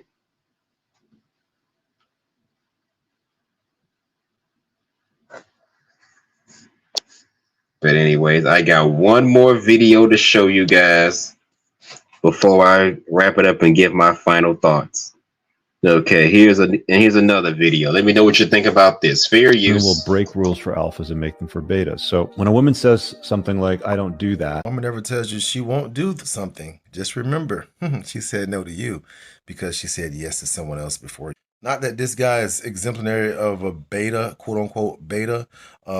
Russell Wilson is a mother effing champion. Don't get me. But some people perceive him as a beta because he kind of, wifed a very talented and sexy Ciara after Future impregnated her and, made her another one of his baby moms. Now, I'm not saying that Future is quintessentially an alpha, but let's just say Ciara kind of treated him as one first and then she kind of got with Russell Wilson. But what we're really saying is we don't think that if she could have had Future to act like a great family man that Russell Wilson is, not to take anything from him, she would have chose him. Okay, I kind of saw where that video was going. Going back to Ciara and Russell Wilson. Russell Wilson wiped up a female that was essentially another one of Future's baby mamas. Why? Why would Russell Wilson do that? I mean, he may be a good family man, and people are dragging him through the mud, not because of what he's doing, but because of who he's doing it for. He's doing it for a woman that has no respect for him. I mean, we all remember what Ciara wore at that Grammy Awards a couple months ago during the summertime or springtime or whatever. We all remember that bullshit outfit she wore. showing total, and her husband was okay with it. A man with some common decency probably wouldn't stand for that. But I guess in his mind, he thinking, well, I'm married to her, so I may as well deal with it. They say women will only do what you allow them to do, and that's true. They will do only what you allow them to do. But then again, at the same time, you can sit there and put up a fight all you want to against these women, but they're not going to respond. If she don't find you attractive enough, she is not going to respond to any of your demands. It don't matter what they are. So that's why I don't put all the blame on men, because a man could be a masculine man, a masculine version of himself, but he still ain't going to get a woman to cooperate. She has to cooperate. I bet you that was Future. She wouldn't be doing half of that shit to him like she's doing to Russell Wilson. So, hey. So why did she let Future tap that ass late early and possibly 50 Cent? But yeah, Russell Wilson had to actually marry her first before he got access to her. Blah, ain't that about some shit? My God, my Lord. You know what I call that? Emotional damage. Yep, that about sums it up. Oh, man. But anyways, that was the last of my videos. Oh, yes, yes. Once again, anybody want to come up, feel free to come up and let's talk about this.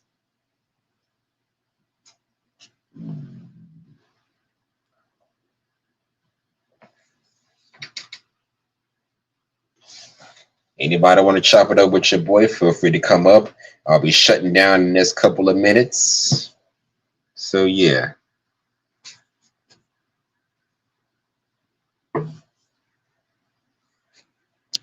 Okay, hold on a second. Yeah, I believe I got all the video. Yep, I got them all.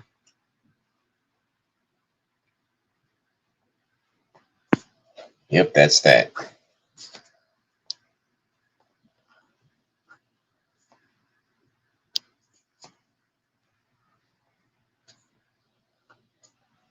All right.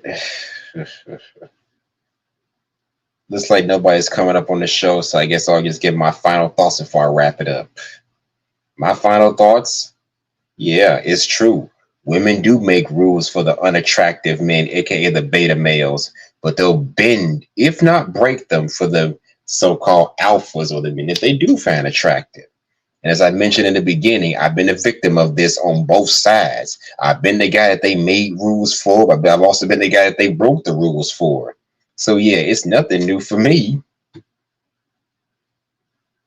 I mean, them same females that I've been touchy-feely with over the years, I'm pretty sure there was some unattractive man that they would never let get close to them. They're making rules for that guy, but breaking them for me. Because you will literally have some females that'll say, I don't like men doing this, I don't like men doing that. Correction, you don't like this guy doing that because you don't find him attractive. Who's to say that the last guy that you dated, who's to say that the last guy that you dated had to wait that long, or you granted him access to you sexually off rip like that? Who's to say that? We don't know for sure. But we can speculate that. Depending on how you move, we can speculate that. Because when you cut off intimacy with a man, that's going to make him get a little suspect, you know?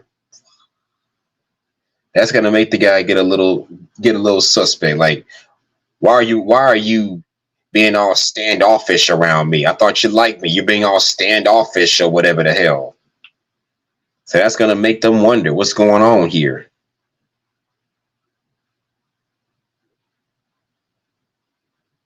It's mind-boggling. But anyways, I can understand you may not want to have sex right away, like penetrate right away. But when you start cutting off the intimacy, such as being touchy-feely, maybe even kissing, if all that stuff is being cut off, if y'all not even doing that, something is wrong. Because me and my ex-girlfriend waited 2 whole months before we finally had sex. So I didn't see the problem with that. We were actually in a relationship with each other. And of course, she's not one of them street type women or fun girls either. So I was willing to trust her on her word. Given the type of person she is, no, she is not that type of woman. So it was all good for me. But if she make you wait a whole fucking year, something is wrong. And like I said, this takes the value. This kind of takes the whole, how should I put this? All that stuff that goes back to the old days of men and women waiting until they get married before starting a family. That stuff has kind of lost its value. Because some people may argue, well, it's kind of offensive to get mad at a female because she doesn't want to have sex with you right away. You're supposed to respect her wishes if she says she wants to wait till she's married. Don't get me wrong. I'm all for respecting a woman's wishes to wait. But one thing I don't like is the inconsistency that comes that may come with it. When I say inconsistent, that means she tells one guy that, hey, I want to wait till I get married before I have a kid. But then she meets another guy and says, no, I want to get it in immediately. Again, no consistency with your standards.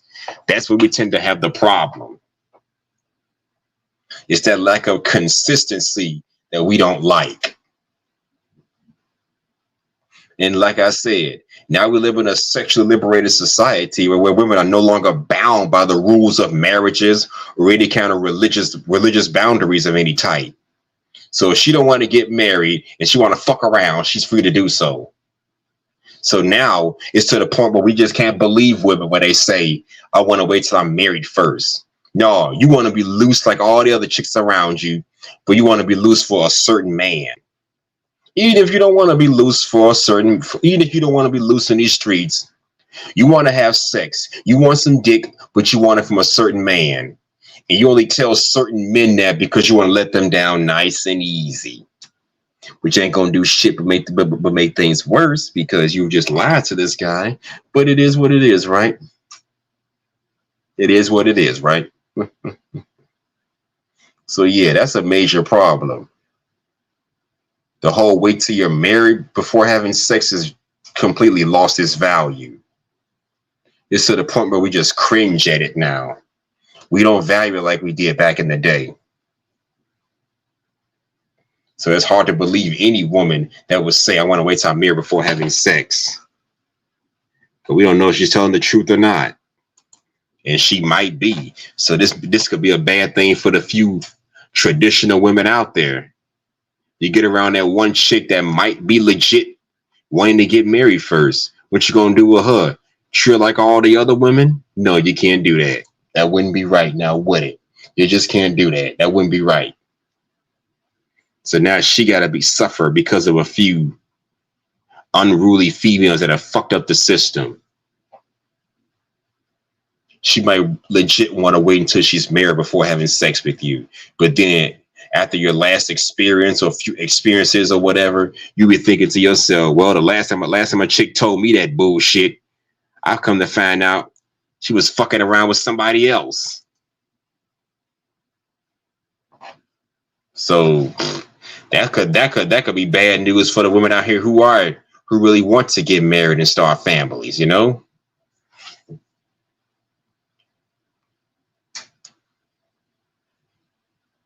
But anyways, I think I ranted on enough. Oh man. I think I said enough.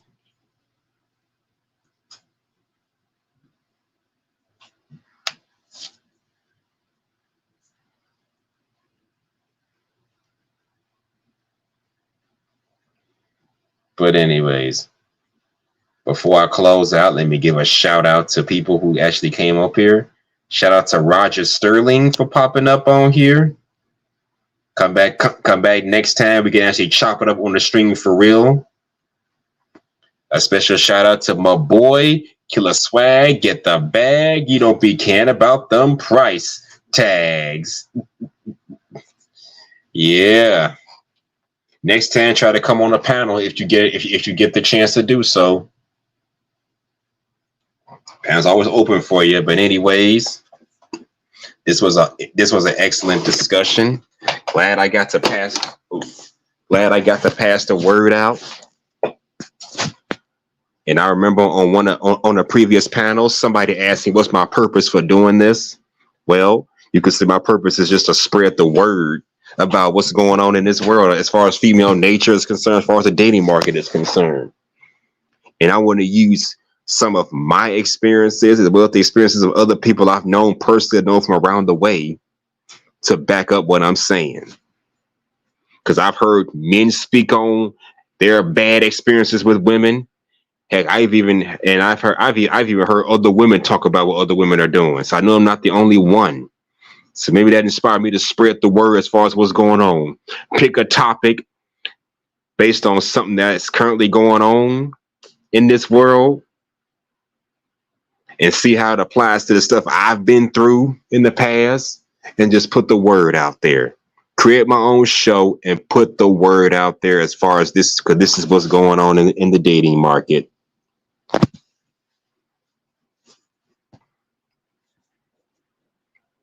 I mean, yes, I'm doing this shit mainly for fun and for, I'm going to say, edutainment purposes. Think of it as edutainment.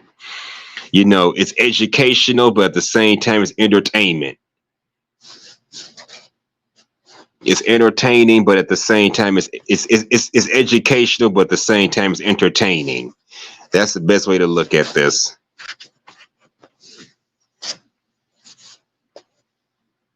It's one of them things, but that's just my reason for doing this.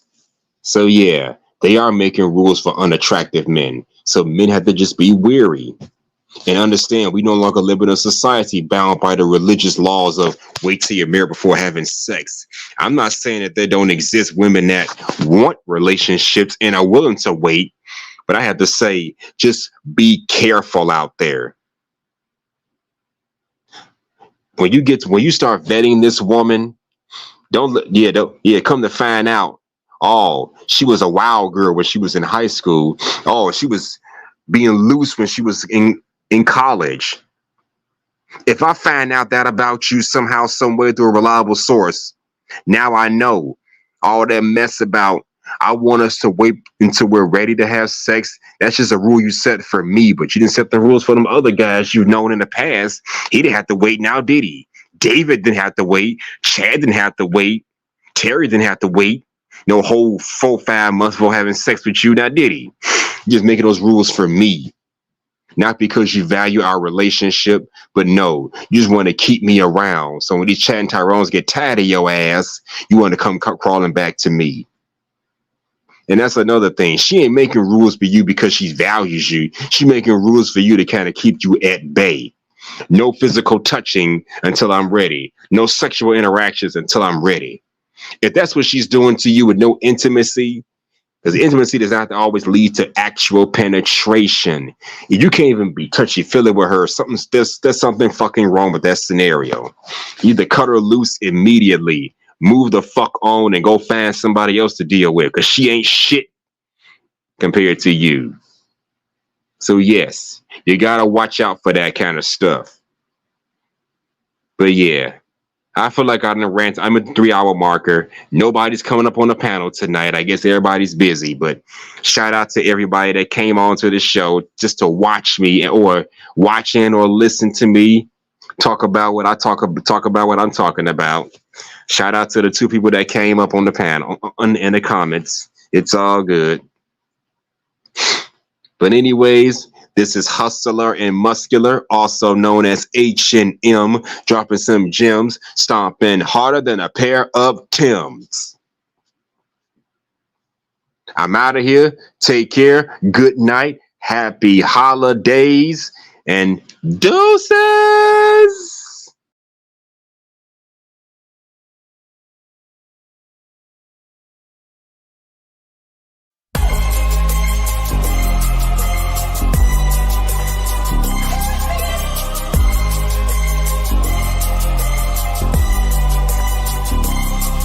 As I walk through the valley of the shadow of death, I take a look at my life and realize it's nothing left. Cause I've been brassing and laughing so long that even my mama thinks that my mind is gone. But I ain't never cost a man that didn't deserve it. Be treated like like a pro. You know that's unheard of. You better watch how you're talking and where you're walking. Or you and your homies might be lying to jump. I really hate the jump, but I gotta love. As they cope, I see myself in the pistol smoke pools. I'm the kind of G that let the homies wanna be like on my knees in the night, saying prayers in the sheet line. Been spending most our lives living in the gangster's paradise. Been spending most our lives living in the gangster's paradise. Been spending most our lives living in the gangster's paradise. Been spending most our lives living in the gangster's paradise. Took out the situation and they got me facing. I can't ever know it. I was raised by the shit, so I gotta be there with the little team. Too much television, watch it got me chasing jeans. I'm an educated fool with money on my mind. Got my tin in my hand and the cream in my eye. I've a loped out cakes to set, chip and bacon. And my homies is down, so don't arouse my acres. Fool, that bang like nothing but a heartbeat away. I'm there but like do it down. What can I say? I'm 23 now, but will I let the seat 24 the way they just going? I don't know. Tell me why are we so blind to see that the one we hurt are you and me? Been spending most our lives living in the gangster's paradise. Been spending most our lives living in the gangster's paradise. Been spending most our lives living in the gangster's paradise. Been spending most our lives living in the gangster's paradise. Power at them Bunny in the power, been it after me, power after hour. Everybody's ready, but I may look at this going on in the kitchen, but I don't know what's chicken. They say I got to learn, but nobody's here to teach me. If they can't understand it, how can they teach me? I guess they can't, I guess they won't, I guess they fuck. That's why I don't want life designers up for. Been